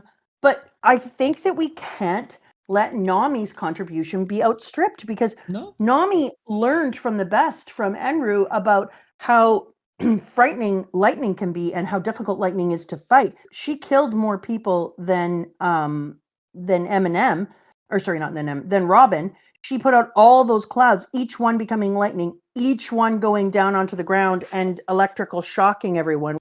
Frankie. So there's Nami, and hers is really cool, and Nami's become kind of amazing. And then Frankie not only has the different machines that he brings out, not only has the mods to his own body, but then he has the mod where he gets to be in the center of it, like mech. The General Frankie Shogun. What the shit, man? He could come out of the bottom of the sea and take over a freaking country with that. Like that's good stuff, man. I do So love the Frankie Shogun. I think it's very cool. Even if there's the funny bit for this scene where he's like, it has so many powers, but he's opening the door to do them all with his normal body. but you know what's amazing about Sanji is they downplayed it because Sanji ran up into the damn air He did. just like CP9. And so for me, that helps to give me more evidence that Sanji is using haki inside of his cooking. Because I don't know where the connection is there, but let's hear it out. Let's hear out what you got. okay. So if Sanji is learning how to cook in his free time, or all the time, with Ivankov, and is learning the specific techniques in order to give these different types of foods that Ivankov was teaching him about, the ability to give strength, the ability to change somebody's feelings, all these different things, I believe that that would have a lot of haki in it that would being applied inside of the food. And then I asked the question, because we had that question about haki, is it possible that haki doesn't actually have different categorizations? It's just that people have categorized some of the things that people have used haki for and now think that it's in categories. But just like anything else, maybe if somebody plays with haki, they can find a new way that it can be used that isn't in a category that they already have. And I said, for instance, what category would you call cooking? And so I think that it shows that he had been using haki, because then when he's running away from all the people on the island, and he said, and I just ran and ran and I ended up running out of room, so I ran up. If you are Sanji and you have been using haki every day, not knowing that's what you were tapping into, and you had Ivankov teaching you how to dig into your abilities and how to focus into the cooking and maybe apply what you wanted to happen into the cooking, and they were using all these different methods every day, but they didn't call it haki. And then he realized he ran out and he was able to tap into that same pool of energy or power or will, because it was the will to move up. And if you have been using that will within in your world every day while you were cooking, and it was something that you were doing, then of course it makes sense to me that you would be able to tap into it and run up. So for me, it showed me that it was possible that he had been surrounding himself in haki every day, using it in his cooking, and that's why he was able to tap into it when he was trying to run away and started going up. And also, he had seen CP9 do it before, but he didn't know how it was done. And then suddenly he was like, I just understood that I could run up. He couldn't have just taught himself to run up after he had seen CP9, even if he had been in great danger. The reason that he was suddenly able to do it is because he also learned how to tap into something that was inside of him he didn't have before when he met CP9. He is a different person now through the time that he spent with Ivankov learning how to cook in this way. And so I think that it kind of shows that that might be what's going on with the cooking. So for me, Sanji doing that also started to make me think about how many times they talk about the sheen on him or the this on him. And it started to make me think that light is going to be a real key to haki powers in the future, or we're going to find out more about that, because we found out that who was it? Who's the kid with the colors? The kid with the colors. Miss Golden that week. Miss Golden Week. Because Miss Golden Week uses colors as a way of manipulating people's emotions and as a way of manipulating what happens and strengths and traps and etc. And all color is the separation of light, and the ability to see different colors is just separating the light and having the colors absorbed and the other colors come off. And so it started to make me think that in the future we're going to find out more about how haki is related to light, and that's going to be important. Why is that going to be important, Mama Druck? Thank you for asking. I will tell you.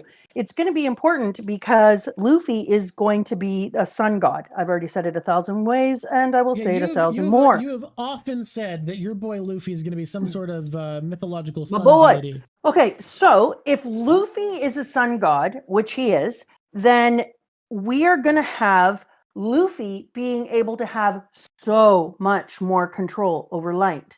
And light is power. And to me, haki is light, because we know that Miss Golden Week uses haki within her colors.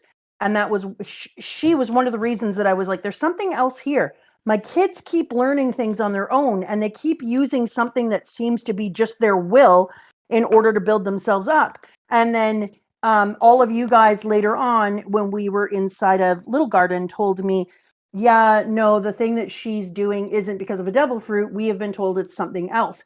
And so I'm like, okay, there's something else out there with power, but it isn't related to a fruit. And so it started to make me think of this other thing. And how is she able to control color? So color to me, it only exists through light. So in order to have, and it's not just to me, that's just science. And if you don't like it, science. And so because of this, I think that Luffy is definitely 100% going to have an even bigger ability to access haki than other people, because if he's the sun god, he's going to be able to break apart that light. Robin's big, huge legs coming out of the ground make me so happy. And you know what else makes me so happy is that when Frankie brings out the rhino bike, he lets little Chopper be in charge.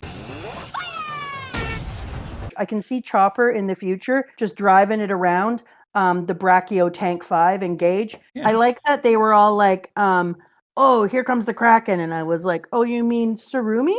Yeah, let's try, baby. Buddy, right. That's our buddy. And he will not fight against the Luffs because he loves his Luffer. Okay, the thing that I was going to talk about, that if you weren't doing this picture, the picture I would have picked and you were like, no, fight me. Is the picture where there's 100,000 people and out walks our Lufaria and he stands there and he goes, and everyone goes, and just drops. 50,000 people gone down right now. And I was like, oh, my boy. Everyone, can we just pause for a second, please? We just need to take a second in this fight to say, damn, you are a beautiful boy. Let's kiss your little face. That was such a great moment in here because it's fantastic. You're sitting there and you're watching Luffy and you're like, I hope they understand how much work he has done on himself and who he has become and what's going on. And then, boom, he drops 50,000 men and they're all like, Luffy, now we don't have anyone to kill. And to see our little crew with their little friends taking on all of these people, and you know they're going to change hearts and minds as well, and they're going to rehabilitate people and blah, blah, blah. But to get to see that and have Luffy's whole crew understand just how much work Luffy put in while they were gone, because each of them has got to show up to this point a few of the things that they did while they were away for the 2 years. But I don't think that anyone really understood how much Luffy had changed. So for them to get to see how much Luffy had changed and grown while they were gone, God, that was good. That was so delicious. Love when they punch Luffy in the face and he goes, I just knocked his head clean off. That was pretty easy. That ain't gonna work. I'm made of rubber.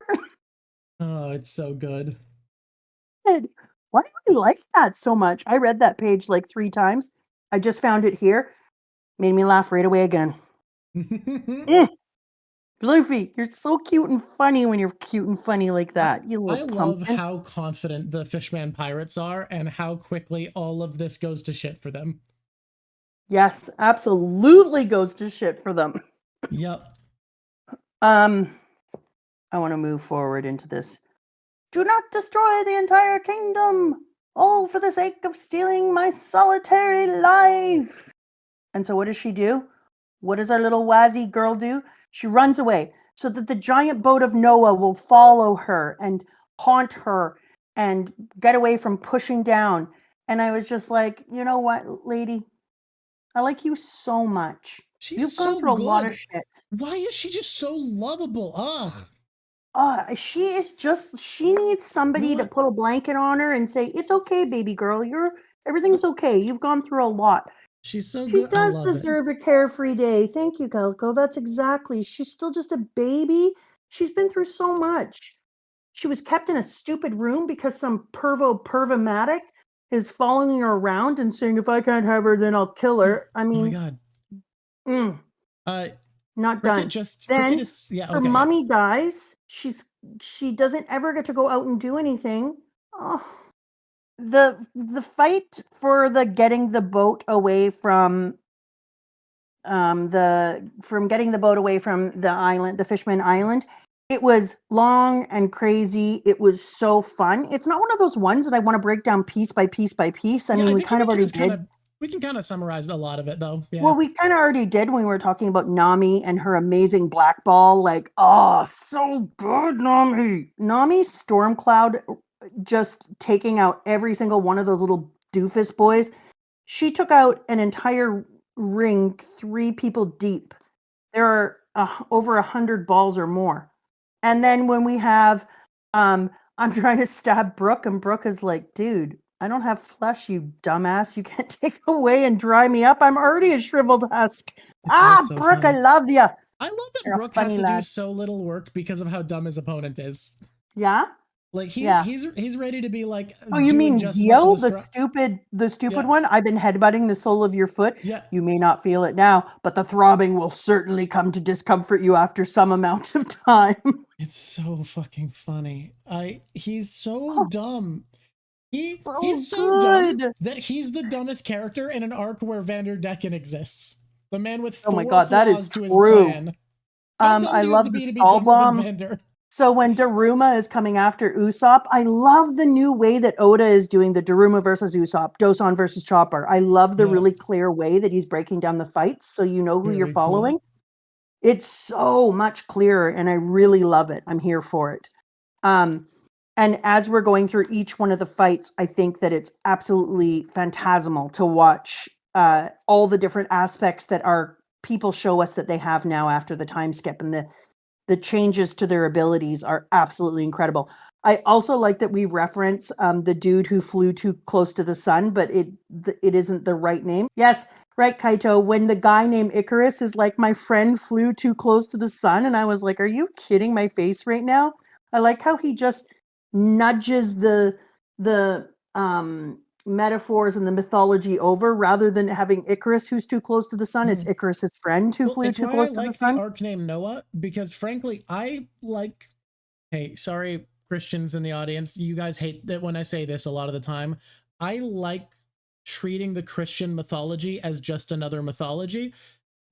If you like, I really like when there's a series like One Piece that references all sorts of mythologies, that it has Abrahamic references as well, because like that's such a huge pool of mythology to not reference if that's what you're doing. So the arc being named Noah is something I actually do really like. The same It does reason I feel like wrong Icarus being not to played with. use it within it too, and to treat it as different.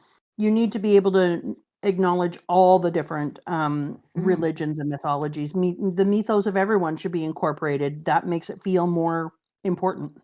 So long story short, add Jesus to Smite. I also enjoyed in this fight, I think the whole point of the fight, and the reason that I don't feel it's necessarily important to go into all the different details of the fight, even though he says this is a holy war, begin the preparations, prepare to kill humans for as long as you draw breath. Blah. And I'm like, ugh, that's cringy. Is because it's just there as a method, for a vehicle for us to see the racism and the hatred and to get to see all the different things that our guys can do now, and to be introduced. Thank you to Wazi who I'm really glad we were introduced to her, because finding out how important she's going to be it's important that we get to see a background of her character and all the things that she goes through and all the things that are wrong in her life. Because if not, I would never have the faith in her that I need to have, that she can be left alone or should be left alone. I think somebody like Blackbeard is going to find out about her and her abilities. And if there is anyone in the world who would say it's worth the risk, Blackbeard would say having her under his control is worth the risk. Like, oh yeah, I think Blackbeard would absolutely try to convince her that, like, come on, live a life of freedom, like that sort of shit, to get her on board, because that's too much power to pass up on, and it's not a devil fruit power. He can't take it. It's who she is. Nope. So he would absolutely do everything in his power to convince her, hey, I want you to join my crew. And in my opinion, oh, he has a hypnotist working for him. That's true. In my opinion, there's going to have to be a moment between somebody like Blackbeard and Wazi Hoshi. And I don't know if it's Blackbeard proper, but I think it could be. So I'm going to make it a little figure prediction. like him, a Blackbeard-like figure. I think it's a good prediction. Yeah, that's why I feel like that. That's what's going on here. It's just a vehicle for the prejudice, the racism, the finding out about Poseidon, Wazi Hoshi, and to get to see all the great good things our kids can do now. Because how amazing! And now I want to protect Wazihoshi with my whole heart, my whole soul. And if somebody like Blackbeard comes down, I would say that if my crew dropped everything that they were doing and went off to save her, I'd be like, yeah, 10 out of 10, high five, get your ass on. Why aren't you already there? So Doing it. when I You're was doing it. thinking about this dude that I don't like, who used to have a flat face, what's his name again? Turkey face Turkerson. Hody? I wanted to give him another name. Doesn't Hody remind you of Hodor and then it makes you feel bad hating him? No. I've never had that thought before. Oh, I did. And it made me feel bad. I wanted to be like, no, Hodor.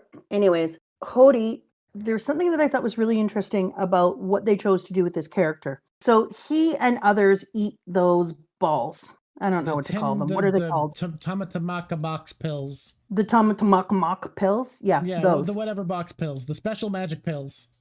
Special magic pills. That's what they I don't know is. what you think of the drugs Hody and his crew. Yes, taking drugs. Okay, so he's taking the crazy ass steroids, and he and his humans are consuming it and changing. And I think this is super important. So a lot of people talk about him as if he is Arlong 2.0, and somebody inside of the comments actually said, lots of people feel that he is just Arlong 2.0. And I feel completely different about him. So the first reason is when they ask him what humans did and he says nothing. So powerful. I think that that's really important and really powerful because Drock and I were talking about this earlier, and it feels more like he is a generational hatred, generational racism, generational pain, and he doesn't actually have to have anything done to him directly to have all this hatred and this pain on him, because it shows that all the hatred and pain that's been put on his people for so many generations has now caused him to hate without even having something actually done directly to him. He hates on behalf of all the past. And I can understand why that would happen, because you don't have to have gone to residential school to have hatred over the system and the people who put people in residential school. And you don't have to have had direct racism. I have a friend who's First Nations. She has quite light skin and her sisters don't. And she struggles a lot because she talks about how she tries to be loving and non-hating, but watching the way that her sisters are treating gives her this feeling of hate, though she's never had it for herself. Nothing has ever been done to her because people don't understand that she's First Nations. And so I understand this, but then he builds on it. And so I'm about to say things, and then people who feel certain ways are going to be like, Mama Drock. And what I need you to do is just take a breath and trust me that it's okay to have different ideas and we can still get along. So when he's there, taking the pills to me is kind of a metaphor for swallowing the hatred that's given to you by other people. Choosing to feed that idea, there's this First Nations kind of story, mythos, that lots of people have used over time in lots of bastardized ways, where they say that we have different wolves inside of us. We might have the wolf of hatred, the wolf of love, the wolf of power, the wolf of peace. And the one that grows is the one you feed, period. And so when we're watching him take these balls, they kind of feel like a metaphor for feeding his hatred. And that every time he takes one of them, he's feeding the wolf of hatred, and he's feeding the wolf of revenge. He's feeding the wolf of destruction. And every single time he takes the ball, he gains more power really quickly, because hatred can power you fast. It makes you strong. You stand up with other people and you are strong together, being angry. And you're moving through the world as a unit of anger and pain and hurt.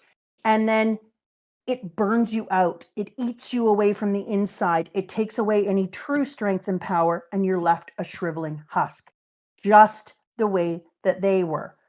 Just the way that they were inside of here, when suddenly they were old men locked in a cage of their own hatred, a cage of their making, a cage of their self, and they self-destructed from the inside.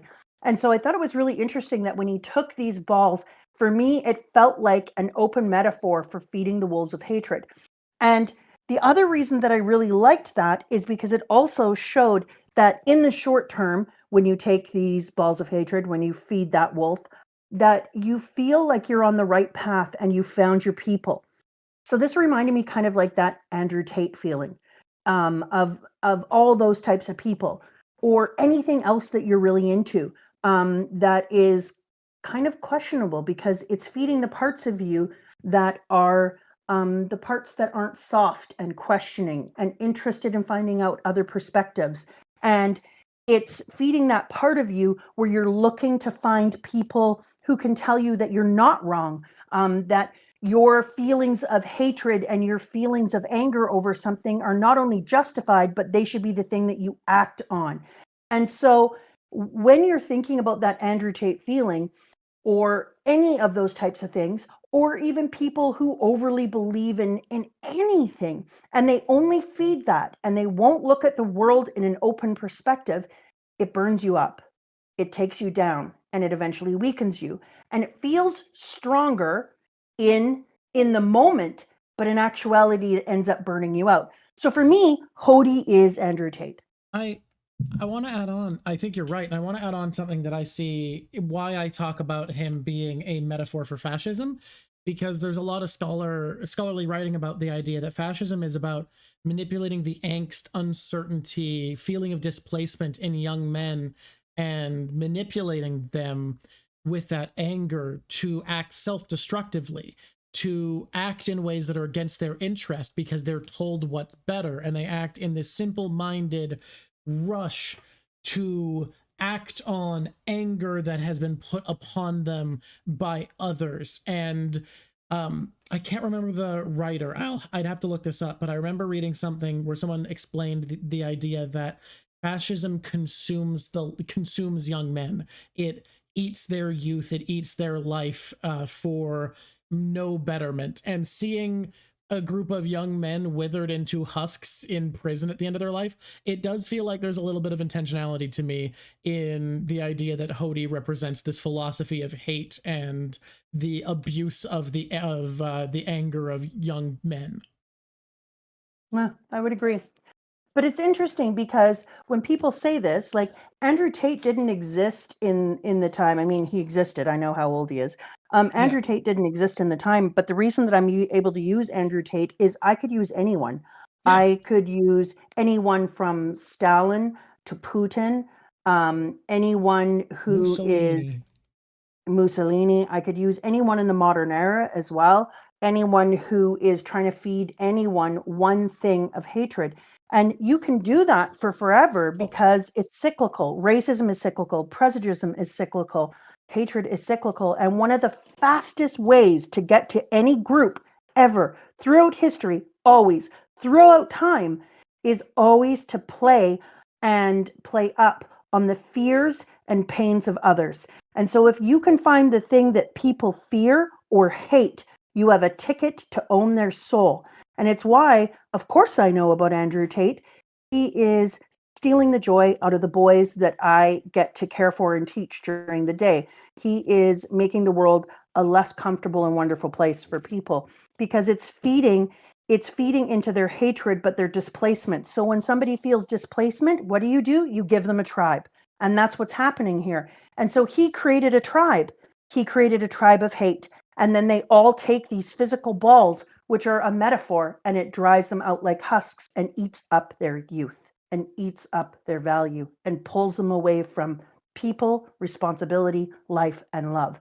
And so I loved it as a metaphor. I appreciated the work that he did there. And I just gave him a high five and said, you know what, Oda, you are definitely a deep student of history. We can get into why they're so displaced at another point. We have to get through some of another book and then a little bit of corkboard, and we will. We're getting there. But you have to know that throughout history, people have always been displaced. We always have groups of people who have been displaced. And sometimes it's through poverty, sometimes it's through quick change. And never, never, never in a period of history have we had so much change or so much fear of the future as we do right now. Even though we're living in one of the most peaceful times, and I don't say this jokingly, it is one of the most peaceful times in the history of all of human existence. People don't think that, but outside of the last 10 years where things were a little bit more peaceful, there has really never been a time in human history where there was less death at where the cause was violence per person. Like, the deaths per person caused by violence are lower than they ever have been outside of 5 years ago, or 10 years ago. Yeah. And so I think that's a really important thing to note. We don't know that. Why don't we know that? Well, I'm not going to lie to you. Fear and pain actually make us higher level consumers. Buying stuff becomes like a tranquilizer that numbs our sadness, and never before have we consumed more in our history either. Okay, I'm That's so moving true. on. That's There's a just lot going because on. unfortunately for you guys, given that I have had to teach so many subjects, I am mildly knowledgeable in many things. True. Unknowledgeable enough to be what some people might call annoying. Noah has already stopped, she screams. Basically, stop killing the Noah! The Neptunians, but why? I don't really understand either. See, Noah is standing still. Oh, Luffy, your wounds are terribly bloody. Yeah, but at least the ship stopped. And now, everyone, is all right. My. What a human he is. What a mighty little man. Aw, I love that they called him a mighty little man, might I just add. If we had been a moment later, the island would be safe, but Noah would have been dashed to pieces. I am glad we came in time. It was a very good thing. That princess, Shirahoshi, called us. Now, I'm so glad Princess Shirahoshi realized that she is in charge of calling them. I'm so glad we got to find out about how the Noah is pulled by them. I'm looking forward to seeing who it is that's going to help rebuild the Noah. I think that's going to be absolutely fascinating. But for me, one of the very favorite parts of that entire thing was it my imagination? That human with the hat seemed to notice our voices. That can't be. But it did happen once before. Yes, it did. Rayleigh, did you hear that voice? Hear what? It's dead silence down here. Who the hell's talking out there? And then we see that Gold D. Roger could also hear the Neptunians. Oh, yes, they could. Best It's so scene good, right? Oh, God. I want to blow this up, photocopy it, and stick it on my wall. This Maybe I'll fax it to myself. Stuff like this is part of why I feel like hockey has to be something more diverse, because this seems like observation hockey, but it's definitely different than how people describe it. Understanding and hearing people isn't like what we know observation hockey to do. So I truly think hockey is a more diverse thing than the 3 systems we're told about. And that's just one way you could specialize in understanding and applying this power. I'm wondering who's going to help them fix it. And I wonder if they're going to call people in. Like, we know who our best, greatest boat builders are. What if they suddenly could believe in our greatest boat builders, and in came our Water 7 characters to help them fix the boat? Oh my God, can you imagine? I mean, I know that I so desperately want the end of the series to have everybody we know coming together, so I would love that. I more than anything want the final chapters of One Piece to have everyone we've met throughout the Grand Line, and maybe even East Blue, just come together and help somehow, either around the world or be brought together. Tom's brother is down here, so that makes me... Yes, see, you even just said it just now. Oh, whoa, I forgot this was this way. Tom's brother is still down here, so why not? Why not have a thing where he's like, I know a bunch of great shipbuilders. Like, I'm going to get in touch with Iceberg and all of the builders, and they can come back here. Okay. Someone said like Foxy. Can we zip ahead to get to what my thought on Foxy is based off something that was said here in Fishman Island? Sure. We don't have to zip ahead. Just say your thing and we'll move around. No, it's a zip ahead because it references something that's not mentioned till a little later in the arc, but we might gloss over it. Go there. I'll go back. There's people talking about theories. This was actually a theory that I had way back, where I went, okay, we find out in this arc that Blackbeard is going around the world, people are saying as a rumor, hunting devil fruits. And we know he can steal devil fruits from people because he did it to Whitebeard. So I immediately got to thinking, what characters have we seen who seem to not be strong enough for how cool their devil fruit is? And Foxy dying off screen was a theory I built when I got to this point, where I was like, okay, we're not gonna see Foxy again because he's gonna get murked. Oh, that would make me sad. Look, I might be wrong. Anyways, so the Neptunians, they're like, or the Sea Kings. They're like, this boy is cool. He might be able to hear us, just like that other dude did. Ah, it's too good. And then they bring him back. I really love the end of his life. And Decken deserved to be killed off screen. I wanted him to be more dead. The wet caribou deserves to be killed off screen. Jerkface puncher donut maker deserves to be killed off screen. No. I know you don't like him, but he is too important for the story. You have to admit We it's all bad know he's writing. too important for the story. You have to admit it's bad writing if he dies off screen. I mean, deserves as a person and deserves as a character. Fine. Doesn't deserve to kill off screen. There we go. He deserves to be beaten by Luffy in fisticuffs. But he deserves to have a hole put through him. That'd be cool. I mean, he's actually made a lava. It probably wouldn't hurt him that bad to have a hole put through him. I really was glad that the end of this whole arc stops with old Jim saying, "Use my blood. It's F. You can have as much as you need." Beautiful. I love that it starts with the question of blood and it ends with a question of blood. And this line here, you're getting it read to you. Are you ready? Are you ready, squishies? Here we go. Both the wounders and the wounded alike bleed red blood. That small, narrow tube, far too tiny to be called a road, was unlike prejudice born of hate and fear, or battle washing blood clean with more bloodshed. But it was nevertheless more than any wild dream or ideal fantasy, a vivid and real representation of the true road toward the sun.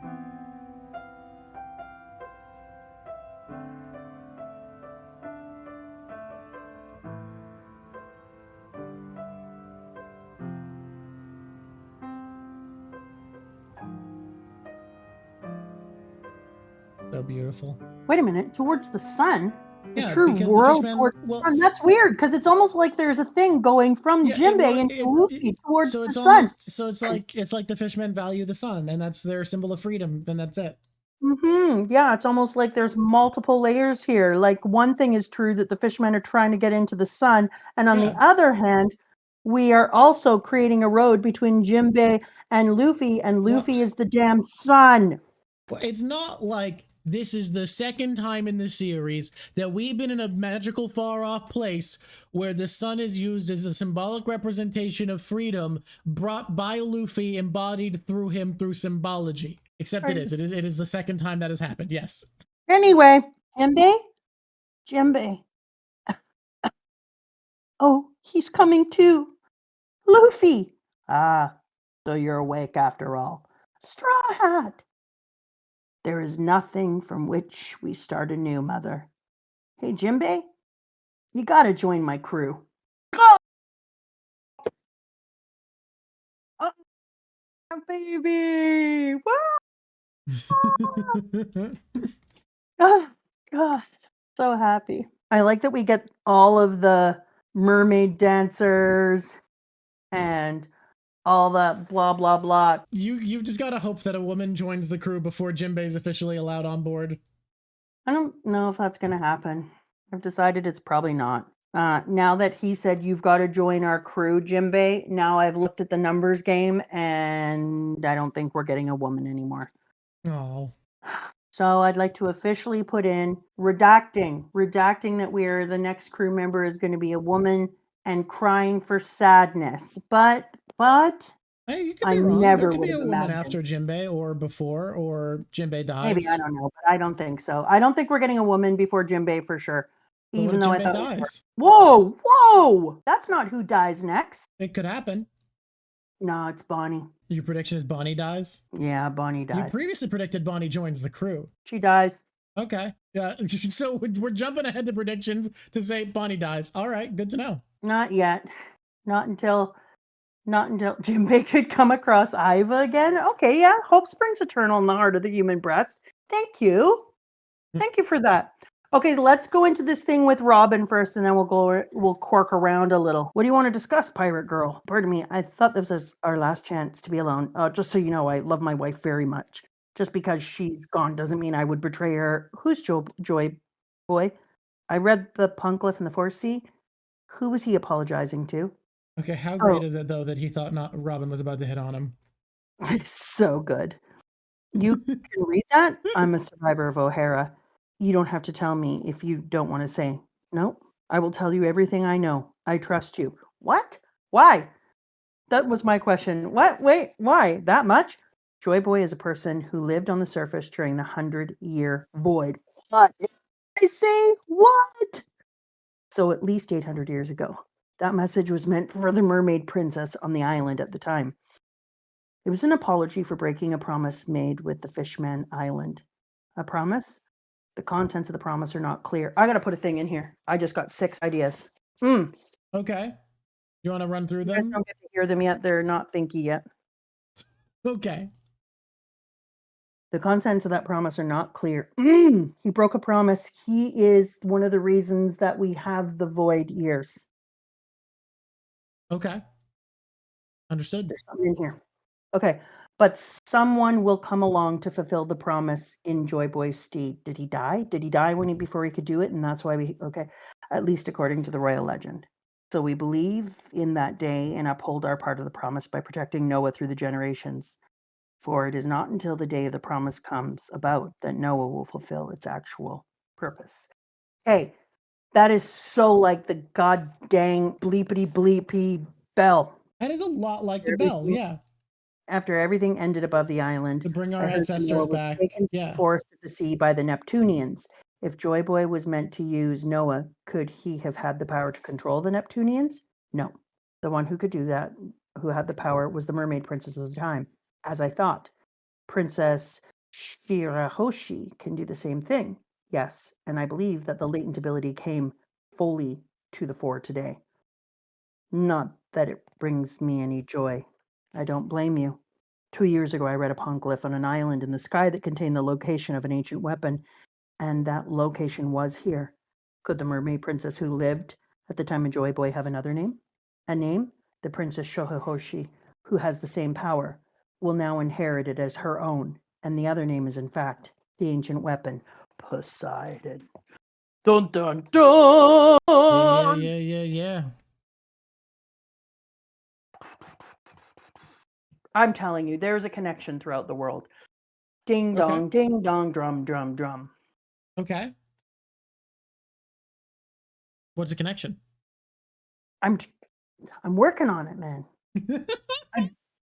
I do wonder if that other ship, like when we talked about it before, I do wonder about whether you were saying that people have said that each one of the ships then could have a person, could be connected to a person, and I wonder if it's true. Like a person is born Yeah, every however I- many years, and they blah ma- blah blah. To make it clear again, my policy is I bring up suggestions that I had heard around this time, and I had Yeah. heard people from around this time say, "Oh, if one of them is a person, could all of them be people? It feels weird if one's a boat and one's a person. Like that could be the case, but I have seen people wonder, is there an animal part to each of them? Is there a ship part? Is there a person part to each of them? Because Oh my like God, I love that somebody just Chekhov's and gun. I saw people say, could it be that the Noah is part of it and it's the Noah, Shirahoshi, and the Sea Kings together? In which case, start to wonder what the other ones are. You see, so then I think, and this is where I start to think, like I said way long ago, From one boat came one that person. That's true. I think that Luffy could be. Remember, I told you that I think that one of the weapons would be Luffy? You did? I still do.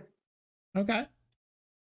Because he could be the central weapon that kind of connects all the weapons together. So do you think there's a fourth, or do you think it would be like Uranus because that one is the sky and you think he's the sun? It might be Uranus. I don't know.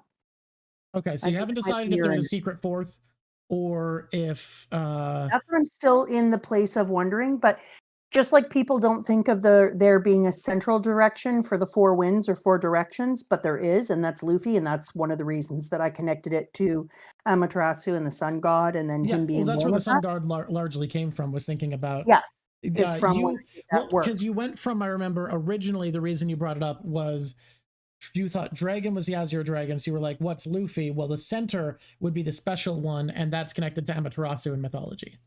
Yes.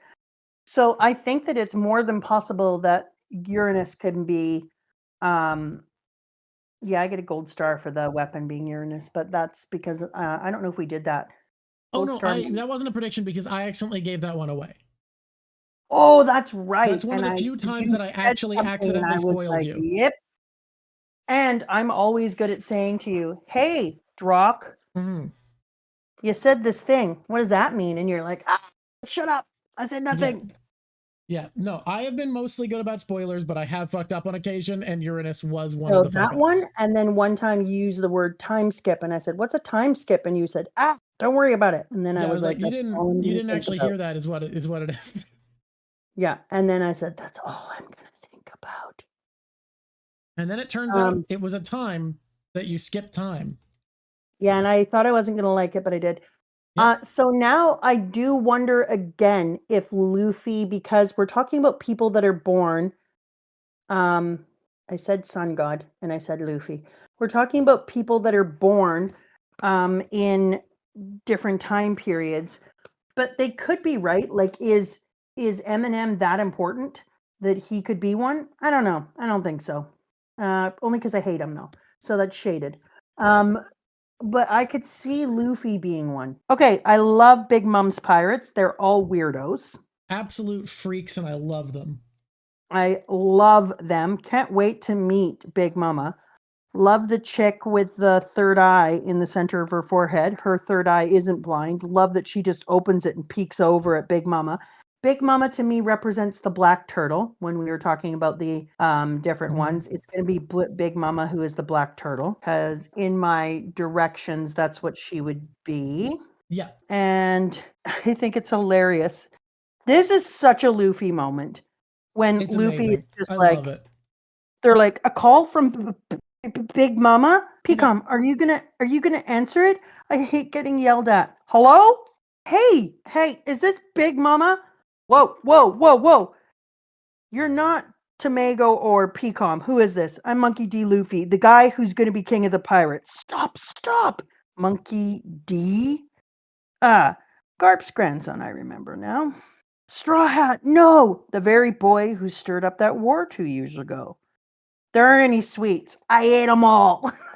Okay, can we So immediately they're totally say gone. we immediately see that Big Mom is like a savvy and aware character by who has Luffy introduced himself to? Who's like, oh yeah, I know you. Here's a list of what you've been up to. I love how it immediately sets her apart that she's like, oh yeah, Monkey D. Luffy, Garp's grandson, the one who made a mess of the war. Good to know. Yeah, exactly. I was like, good for you, lady. And then I ate them all 10 tons. Straw Hat, you shouldn't have. What does he think? You shouldn't lie to me, you fool. You're covering up for the Fishman. Nope, I did eat them. It's true. I just didn't realize they were promised to somebody else. And then I love how his way that he gets around it is to be like, I'm going to give you all the money. I was like, oh, Nami is going to love that. Way to go, Luffy. Nami is going to be like, you did what? And sure enough, she famously did not love it. Nami hears this happens like, listen here, you motherfucker. Do you stop?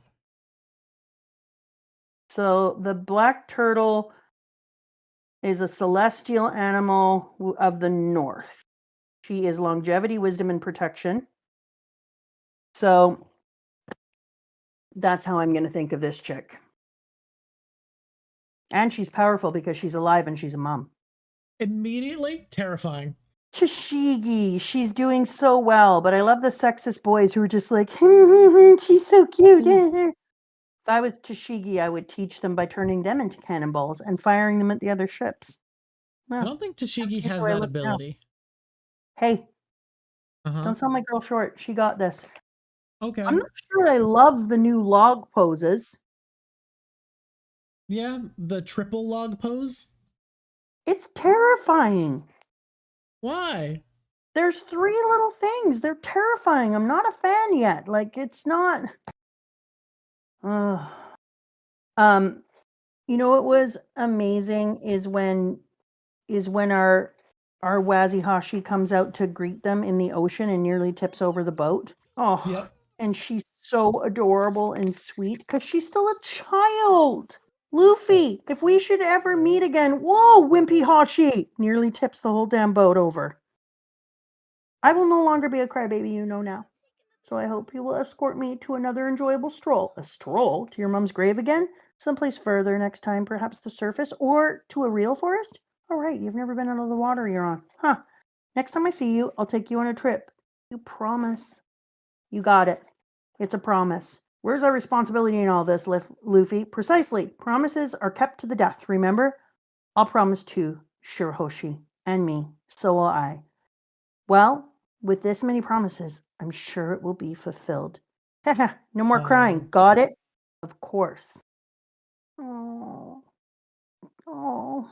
Don't forget this debt you owe. Never. Come on. Could that be any more precious? It's very sweet. I love this. And Shirahoshi then gives me major Kobe at energy. the end of this, where Luffy is like, we're going to be on the same sea as Shanks. Keep this hat safe for me. This hat means a lot to me. Promise me that you'll give it back to me someday when you've become a great pirate. And then Ace, I know you can do it. You're my little brother. Try to remember what you still have. Go all the way to the top. The end of the ocean is the place they call the New World.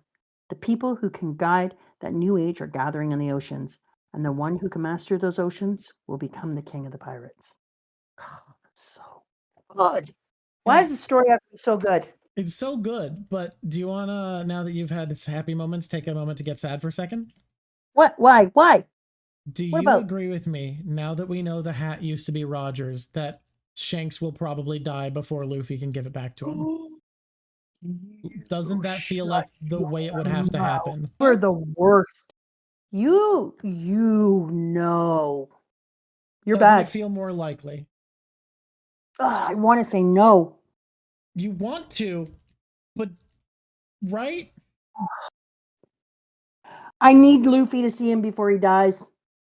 Yeah, I hope so, but I also want to highlight part of why I think that is because there needs to be, with how set up it is, a confrontation between Blackbeard and Shanks, and I don't think the good writing is that Shanks manages to take out Blackbeard, and Oda has said we're going to get a piratey pirate with an eye patch, and I think that's going to be Blackbeard because it doesn't make sense for him to walk away from Shanks uninjured. I hate Blackbeard. Okay, if that happens, I'm going to drop a house on Blackbeard. But how do you feel? Do you think Luffy will get to give the hat back or no? Because I lean no. I know what you'd rather. I know you want to say yes right now, but it doesn't feel right, does it? It's that story sense is that getting you, isn't it? Yeah, narratively, I feel like no. Okay, that's where I'm at. It feels like just a story sense that it feels right that he won't get to. Okay, it's time to do. Now that you've depressed me. Okay. Hi there, YouTube. Okay. It's me, Mama Drop. Hell yeah, nice to meet you. I'm here to tell you some stuff. Yeah? Stuff number one. You've watched this far, so you definitely like this because otherwise you wouldn't be watching it. So you should press like right now. It's not your fault you forgot to do it so far. I understand. I often forget as well, but now is the time. Here's the time. That makes sense. I'm doing it. Boop, like. Now, you should press subscribe. Okay. Because YouTube is probably going to show this to you again. They really will. It'll come up. You like it. You watch it. They want you to watch crap. Yeah, I don't have to subscribe. It just does it for me, right? No, you don't. You know, it's good. But here's the thing. Cool. It's really helpful for us. Oh, so wow. You like us. Just a minute ago, you said you liked us. We agreed. So if you like someone, you should probably help them out. Yeah, no, that seems fair. I'm just definitely going to go click subscribe. Should I comment while I'm down there hitting subscribe? Should I throw a comment in there? Yeah, I've never asked you to do that. I'm not telling you to take up all your time commenting. I mean, if you want to comment, trust me right now, you'd be an excellent squishy and I would be happy. But that is, you know, that's a lot. If you want to press the bell, that is up to you. But again, that's a lot. I understand. That's a whole click. That takes a whole click. What if you break your finger while clicking? I probably will. I shouldn't do it. You know what? You do you. I trust you. I have faith in you. I think you can click. Okay, now here's the thing. Is it going to change your life? Yes. Oh, wow. Okay. Is it going to make your life better? Yep. Yeah, it is. Oh, good to know. And I don't want to brag, but I don't have a choice now. We have a P.O. box. A P.O. box? Wow. Yeah, no, just a minute, YouTube. Take a moment. Yeah. A P.O. box. We're big time. Oh, this okay. Nice. Oh, Okay, I want to So- cork a little bit. I don't want to cork a ton, but I want to cork a bit. So can I make a quick cork suggestion for today? Okay.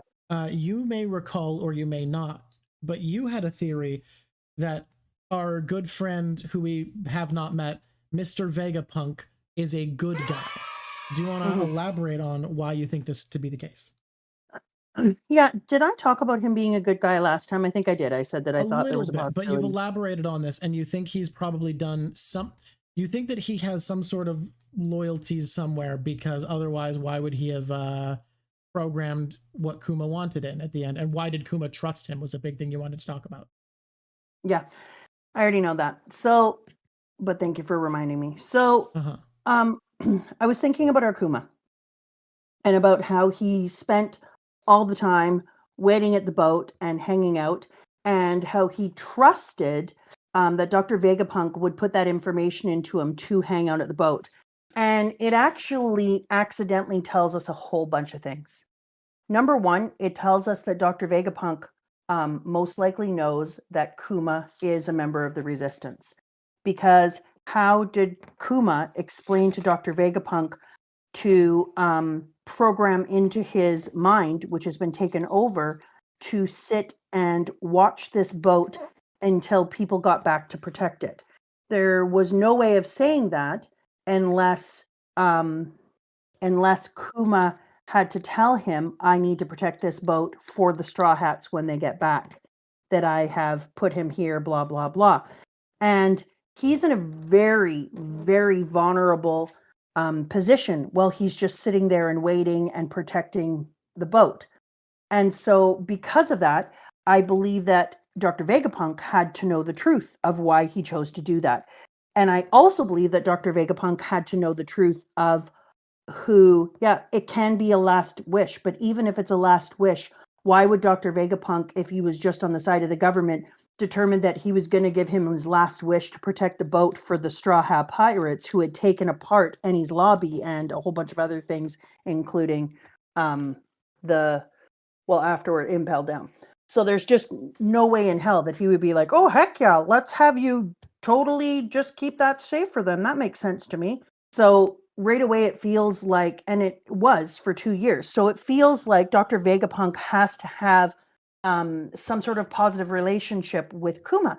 And I was like, it doesn't even make sense that he has this positive relationship with Kuma. And then I was like, okay, if Kuma trusts him, there has to be more to it. I know that Kuma is going to have a hellacious backstory. I've already told you why. And so, because I think that Kuma is going to have a hellacious backstory, I think that Dr. Vegapunk and Kuma are going to have been friends. I feel like Dr. Vegapunk is actually part of the rebellion. That we have seen from the beginning that Dr. Vegapunk was trying to design things to help people when he was a young child, and he was actually gutted by the idea of not being able to help people. And when he was a kid, it upset him that the technology was too far behind for him to make these great things. And so I feel like he became part of the resistance. And I think that there's going to be a long-term thing going on with Kuma, where in fact his pacifistas that are being made by the government, eventually there's going to be something in there where they need to have a little piece of Kuma's humanity. And that's why Kuma had to lose his own humanity, is a little piece of himself had to put into each one of these in order for them to truly come around in the end. And at some point, Dr. Vegapunk is going to turn something on or change something, and then the pacifistas will turn their backs on the government and work for the rebel cause, for whatever that may be. I think it could even be at the very, very end, when we get to the One Piece, that there may be something going on there where eventually Dr. Vegapunk is going to initiate something inside of the pacifistas, and then they are going to be on the same side, and they're going to be a tool for the people who are using them. Why are people laughing at me? I don't see any laughter. It's your little cooking thing. They're all LLLings. Only one person did, because the people were like, when does anyone have a happy backstory in One Piece? And then people were reacting to it. crushing my soul. But it's worth noting, Mama's not just saying Kuma will have a sad backstory. Mama has said Kuma will have the saddest backstory, which is a very high bar. No, I think he is going to have the saddest backstory because they had to have taken someone from him or taken something from him. He has to be protecting something much bigger than himself to put himself in this situation where he is allowing them to take away the parts of him that are human. And I think that's why he holds, like I said before, the Bible, is because he knew that each piece of him was going to be taken away and put inside of all these pacifistas. And the only way that anyone would know what the original one was is the original Kuma would be the one who held the Bible. You have to drop and give them 5. I must You with the face. All right. I'll be back. Drop. And so because of that, I think that in order for Kuma to have got a bad enough thing held over him that he feels that he needs to give in to the government's wishes and to have his humanity taken away would be to have somebody held over him or held something over him. Yeah. I think it's going to be the saddest backstory we've seen yet. I think it is going to be like a full kick in the throat. A full kick in the throat. Yeah. I really think it'll be a full kick in the throat. And then I was thinking about Bonnie, who everybody is so glad I like. Everyone's really glad you like Bonnie. Have you noticed that? Oh, they are obsessed with the fact that I like Bonnie. And that made me think about this. Okay. So Bonnie is there and she is convinced that it is this one person's fault and that they had the power to stop. Can you show your work and talk about the specific lines you're referencing when you say this, by the way? What? You talk about the specific lines in you're the referencing. story, everybody knows. Within the story, at some point, she says to somebody, this is all his fault. And then she runs away crying, right? And so when that happens, I was thinking like, all whose fault? And so I realized, okay, I think that if Bonnie is blaming a singular person for Marine Ford, which is what she is doing, she is blaming a singular person for all of Marine Ford. The person that she's blaming has to be big enough that they could have stopped Marine Ford from occurring. Big enough to stop Marine Ford from occurring is going to be like either Dragon Celestials level or it could be one of the elders, but nope. So it also could be whoever is the person at the top that I think is above the Council of Elders who sits there, because not one of the elders could have stopped it. The elders couldn't have just stopped it on their own. That makes zero sense. They would have had to have talked to each other, et cetera, et cetera. But if there is a person above them, then that person certainly could have stopped Marine Ford. And if she had gone to them and asked them to stop it and they refused to, I'm like, yes, then she could blame them. But also, how the hell is Bonnie getting to them? How the hell is Bonnie getting her ass up to the highest of the high person? I thought, well, they're her dad. Okay. They're either her dad or her grandfather, but I think dad. But there's somebody who would, what? Adding on 2 theories here. One, that Bonnie's the child of a high up celestial, someone who either has a higher position or is the figure in darkness, you're not sure. And then the other prediction being that Bonnie believes that is who is responsible for Marineford because they could stop it. Yeah. Okay. So if Bonnie had a parent who is super, super high up, then she would have got FaceTime with them and begged them to let Ace go, or begged them to stop the war, or told everyone this isn't the time and just because of this, or done something that would stop it. But they refused to do it. So she screams, this is all his fault, and runs away. And that's the only thing to me that makes sense that would allow her to A, have FaceTime with somebody who was powerful enough to stop it, and B, explain why that person would have enough power to stop it. So that's what I thought with that. Then, and that's why she would cry at the end of Marine Ford, because she would look at all the death and all the terribleness and everything that happened and realize this person had the ability to stop it and now they're dead. Or now they're dead, meaning Whitebeard and Ace. Or this person could have stopped it and now look at all this destruction. So it would mean that would be one reason that she would bawl her little eyes out. Okay. And so Whitebeard, I don't know if Whitebeard could have been the person who she would have gone to, because Whitebeard, what is he going to do? Secretly sneak out Ace? Like, how would that all be his fault?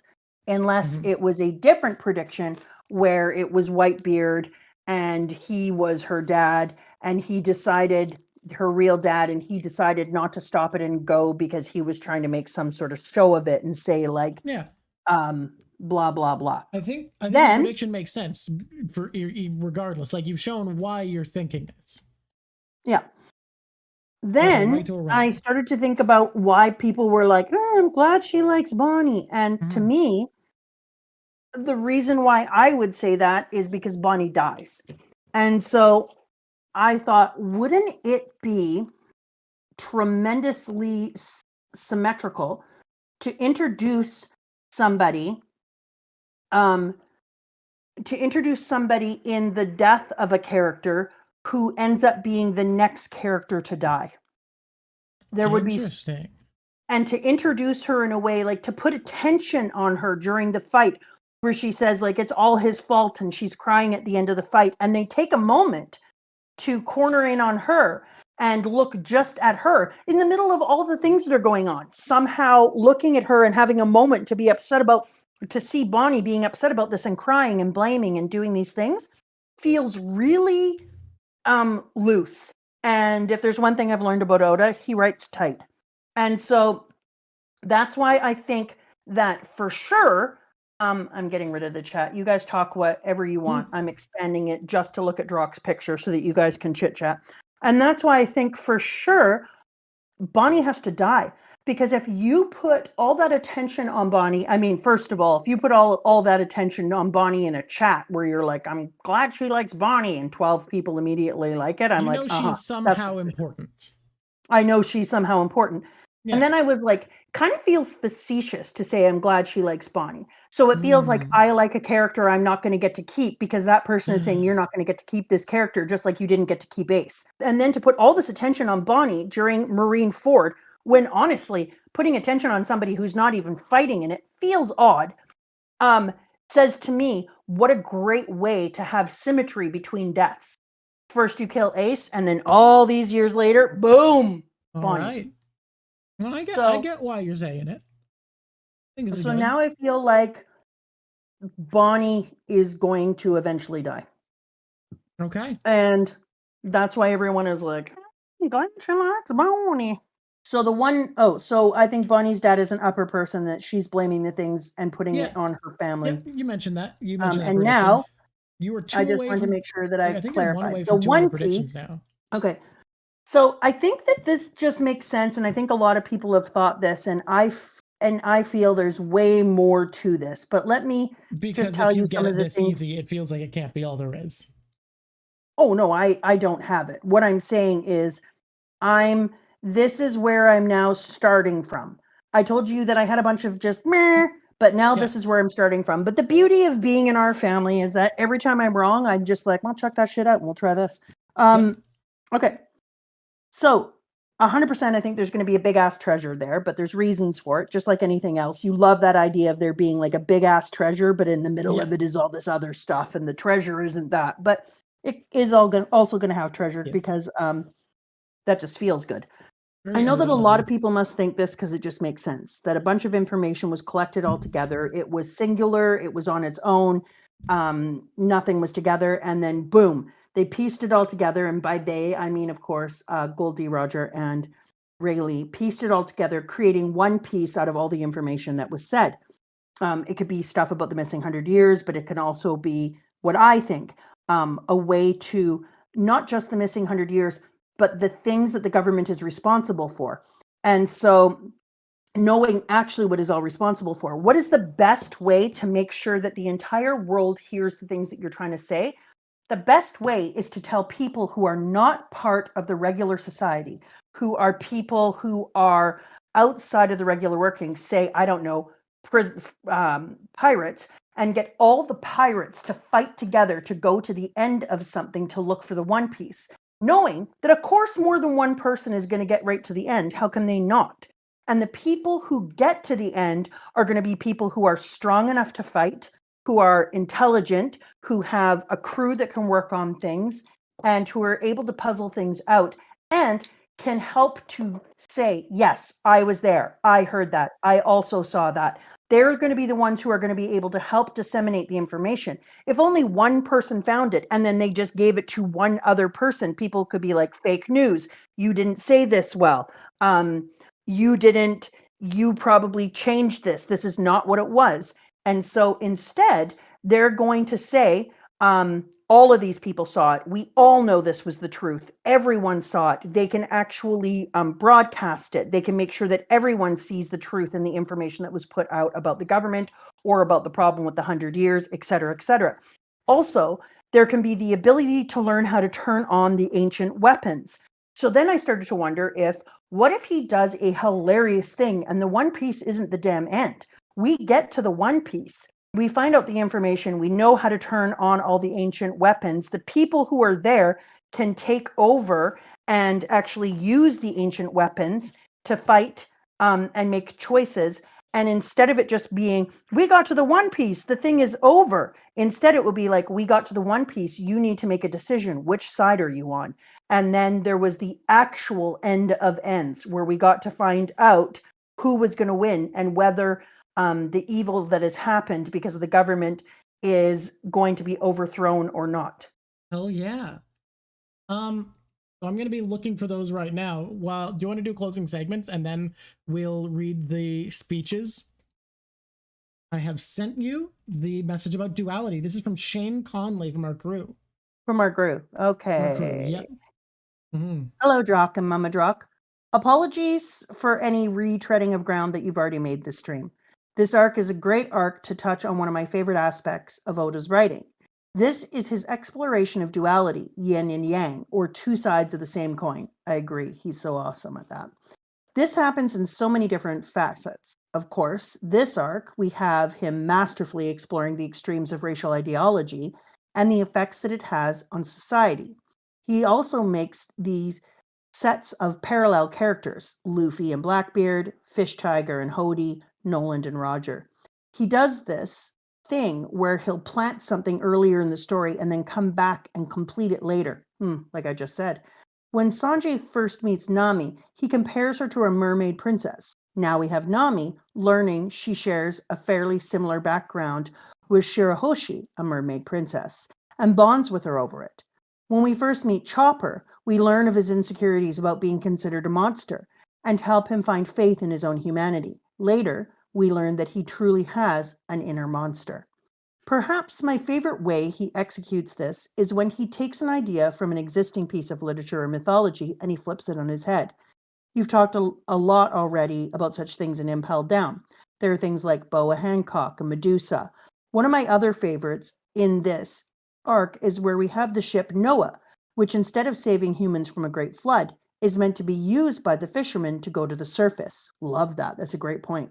We also now have Adam and Eve in the story, who instead of eating from a magical tree, are the magical trees, combined with some elements of Yggdrasil. Yes. What I'm curious to hear from you is, are there any plot threads, philosophical ideas, allegories, or references to mythology or literature that have been introduced so far that you are most excited to see Oda complete his commentary on, or any that he has not introduced at all yet that you hope gets tackled? Ooh, that is a great question. Wow. What about you, Drock? I kind of want to sit on that one and answer it next one. I don't want to just give it mouth service. God, no, I'm thinking because I've definitely thought of things that I want him take a picture of it too. Tackle before. I feel like he gets into it a little bit. It's something Oda touches on, but it's actually okay. I'm gonna have to get political because that's how I am, and that's the type of thing I want him to cover. There is something that I think there's an actual term for, but I'm bad at terminology, so I make up my own. So it's what I call the necessary hypocrisy of liberalism, and it's the idea that And I think it'd be hard to fit in One Piece, but not impossible. It'd be through allegory, the same way Hody, I believe, is an allegory for fascism without directly really being a fascist by the traditional sense, by the literal meaning. So what I consider the paradox of liberalism is that liberal nations, because they are a nation state that needs to exist under the idea of we have created a system that is how things get done and how progress is made. I think this would have to be talked about through the Marines. You need to do things the right way. And if you actually, Garp is a great character to talk about this. And if you don't do things the right way, if you don't go about things in the proper channel that's been set up for change, you are doing something wrong. But all of the nations that have that belief also have a celebration of the violence that they took hold with, of their violent seizing of power. And honestly, with the Void Century likely implying that the government took over by force, I think, yeah, the end of history pitch. I think that finding out that the world government was built through violence and is now demonizing the idea of violent change is a good way to talk about that, because I don't know, I think it's a theme that fits One Piece fairly well, as much as it wouldn't be directly applied, and it's a philosophy that I find interesting. The idea that the 3D is crossed out, you're right. The idea that we have I think of it as kind of as like I said, as like a paradox or an oxymoron. Interesting. Okay, I would want to think about this more on the metaphor side a little more, because when he asks like philosophical ideas or allegories or references to mythology and literature that I would like to see. Yeah, I definitely went for philosophical ideals, but like political philosophy. Yeah. Okay. When I think of like allegories or references to mythology, I don't think that he knows enough about, like, what would I really like to see is indigenous influence. That was almost my answer, but I feel like it's just not his area of expertise. Yeah. But I just don't think that he can do that, and I don't want to put that on him at all, because that's rude as crap. But there are some mythologies that I would really like to see in here more of. And I'm going to think about that one. But as far as philosophical ideals, I would like to see him introduce more stuff on the environment. I think that he has such a crazy, awesome platform with youth. And whether people like it or not, and they don't, I think they need to spend more time thinking about environmental issues. And I think because he has this type of a platform, that putting in subtle stuff about the environment and having people think about the environment is it's such a missed opportunity if he doesn't hit on it at all. So I kind of hope that he does that. On the mythology side, I'm actually gonna think about that a little bit, because every time I see something, like every time I'm like, damn, that's so awesome and so cool, and it just comes to me, but I've never thought about what do I hope he puts in. Environmentalism. Okay.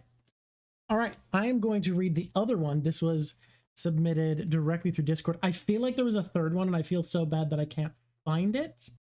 So I'm going to answer or read one that was submitted on Discord. Deciding who I want to talk about is tough. I could speak for hours about any character. I would normally go with Zoro because he's my favorite, but he'll have his time.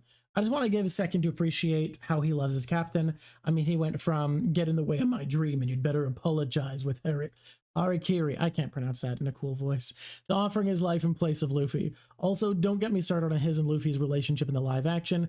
They're both too sweet to each other in their own special little way. Men always out here calling their boyfriend captain.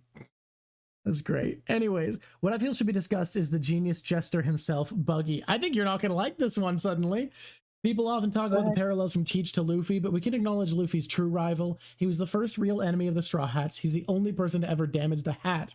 He even has that special something, same as Luffy, that attraction that makes people want to help him. I mean, yes, his crew can be a bit silly, but look to Impel Down in the Paramount War. People want to follow him. And sure, it's all just seen as some cosmic irony, but to many people, Buggy is just as threatening as Luffy, if not more so. Look at his ranks. He is former Captain Alvida, Mr. 3, tons of prisoners, and other folks rooting for him, whereas Teach's crew are more for their own gain, which I agree, and I think is intentional by Teach, but I think this is a really good parallel.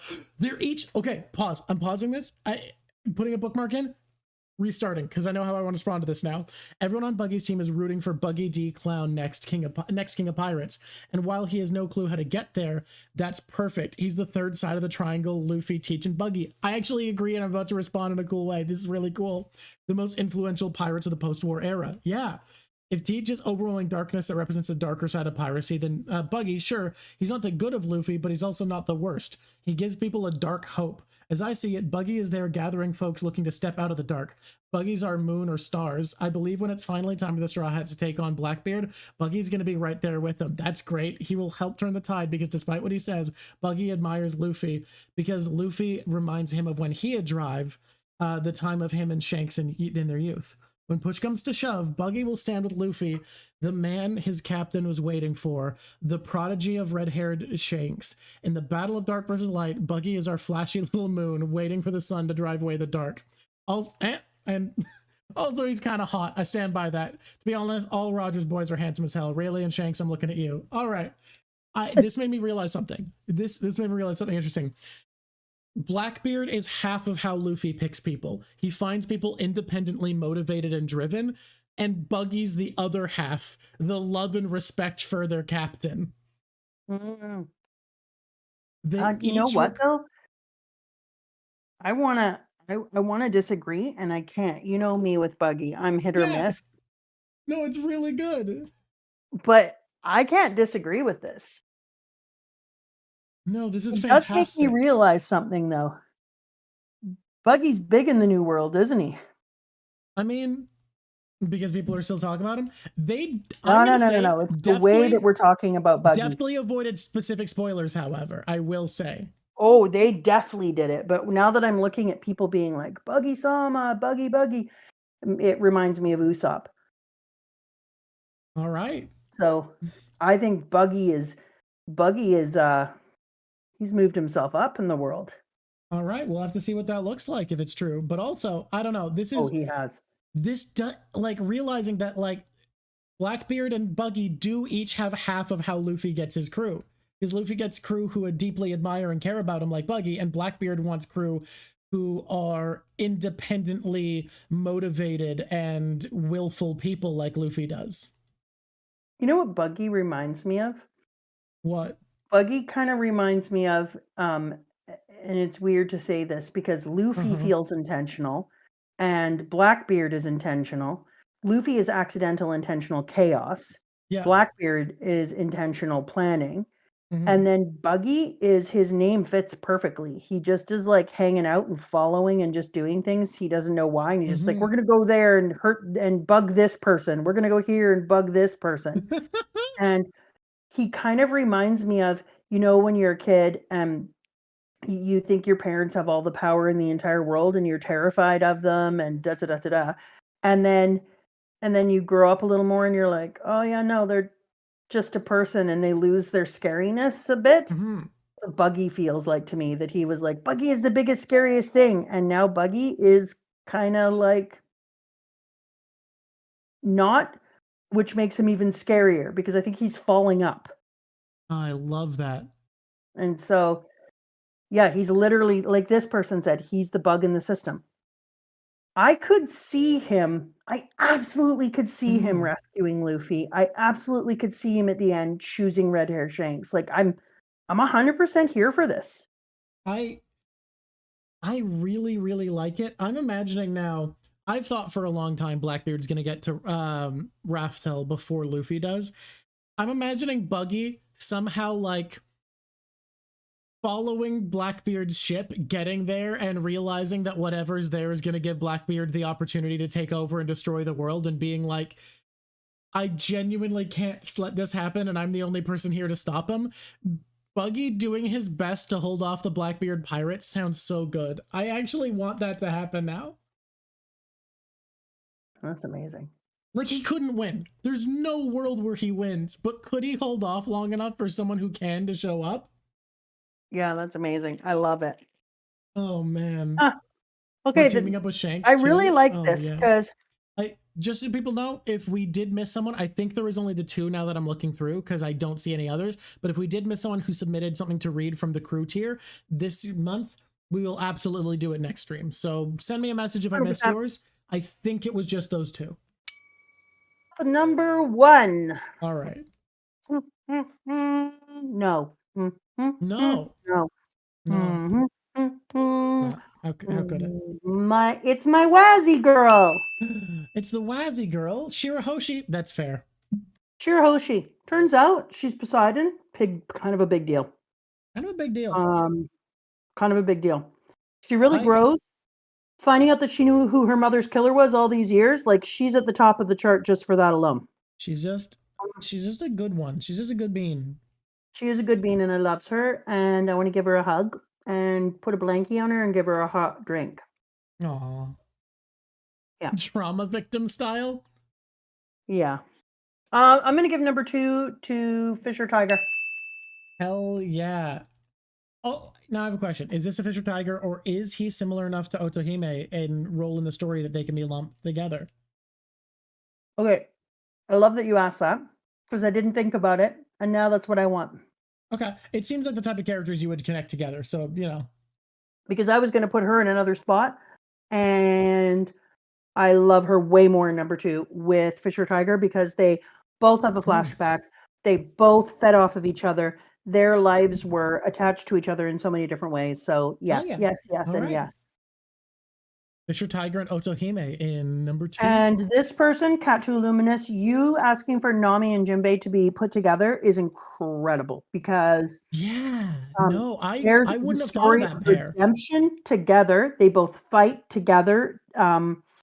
They both overcome huge parts of their history and find redemption. Oh, 100%. Number 3. Can I say something on this note? Earlier you mentioned that it wasn't that impressive for Nami to not be racist to Fishman because it was just having humanity, but it is impressive for her to forgive Jinbei. I agree. Because that's what happened to her specifically. One of the things that I was most amazed with her about is her recognizing from her childhood and from being abused when she saw Saboti and she saw how it looked just like Arlen Park, how she was like, holy shit, look what an impact this had on his life. Like, Yep. what a capacity for forgiveness. Number 4. Oh my God, this has to be a put together too, I'm afraid. I mean, there's a lot of pairs that make sense this arc. It's the king and his sons. Yep, that makes sense. I don't think there's a good argument that they can't or shouldn't be paired together. Yeah, and they went through some stuff. You know, like what? What have they been through? Oh my God. What's happened to them that's so hard? Oh. Okay, that's enough of that. What about the real victim, wet-haired caribou? Yeah. Okay, part of me thinks that okay, you're gonna hate this. Am I? Yep. Okay. Even I question it. Okay. I'm curious where we're going. It's the Neptunians. No, okay. I mean, weird, but sure. Here's why. Okay. All my Straw Hats did very similar things. Nami had a different kind of thing here, her own standout moment. All the other Straw Hats kind of just had a moment. But if we're talking about just pure enjoyment and throwing things under the bus if they're not fun, one of the most fun, most interesting things that is giving me the most future sight and making me think about what's going to happen, the Neptunians. All right, fair enough. I think that's a good enough reason. Where are we putting Luffy on the tier list of Luffy today? He's an S tier. I feel like the Luffy tier list is mostly S tiers, which I guess is why he had to go on his own tier list, because he was getting Pele pilled where he was only ever top of his game. Well, I wanted to take Luffy down one and then I can't. Think about the things that he did. What are you going to take him down for? There's kind of nothing. You would just be doing it for the sake of having done it. Do we want to very quickly say the least favorite character of the arc? And I think I know who it might be. And somehow, shockingly, I don't think it's Caribou. You'd want it to be a wet hair caribou, but it's a wet hair caribou looks like a good boy instead. It's really a disgusting PDF file. It's Vander Yuck Yuck, the PDF file. Congratulations, Vander Duckin. The man. By the way, if anyone doesn't know what I'm talking about, his plan doesn't make sense in 3 ways, because he wants the pills so that he can marry Shirahoshi because they make you older and he can marry her. and he needs to marry her. Otherwise, he can't get the pills. He needs the pills to marry her. So already it's a cyclical loop that doesn't make sense. But then on top of that, because Japan is crazy, she reached at what is at the time considered legal age for marriage, meaning she is technically an adult by Japanese standards at time of release. So it was no longer needed because she'd grown up. And then the other reason his plan doesn't make sense is because his allies in crime literally already stole the pills.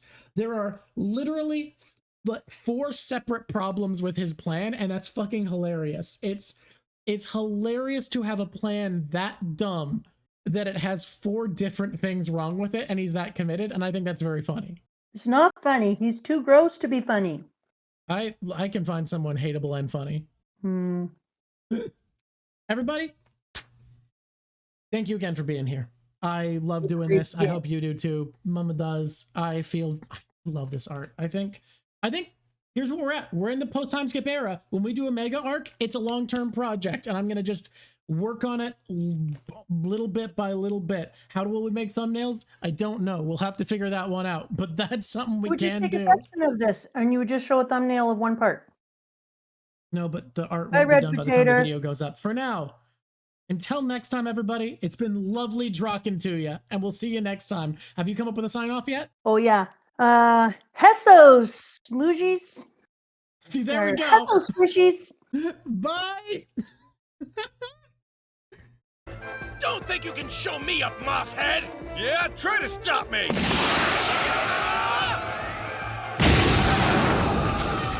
This is not a competition.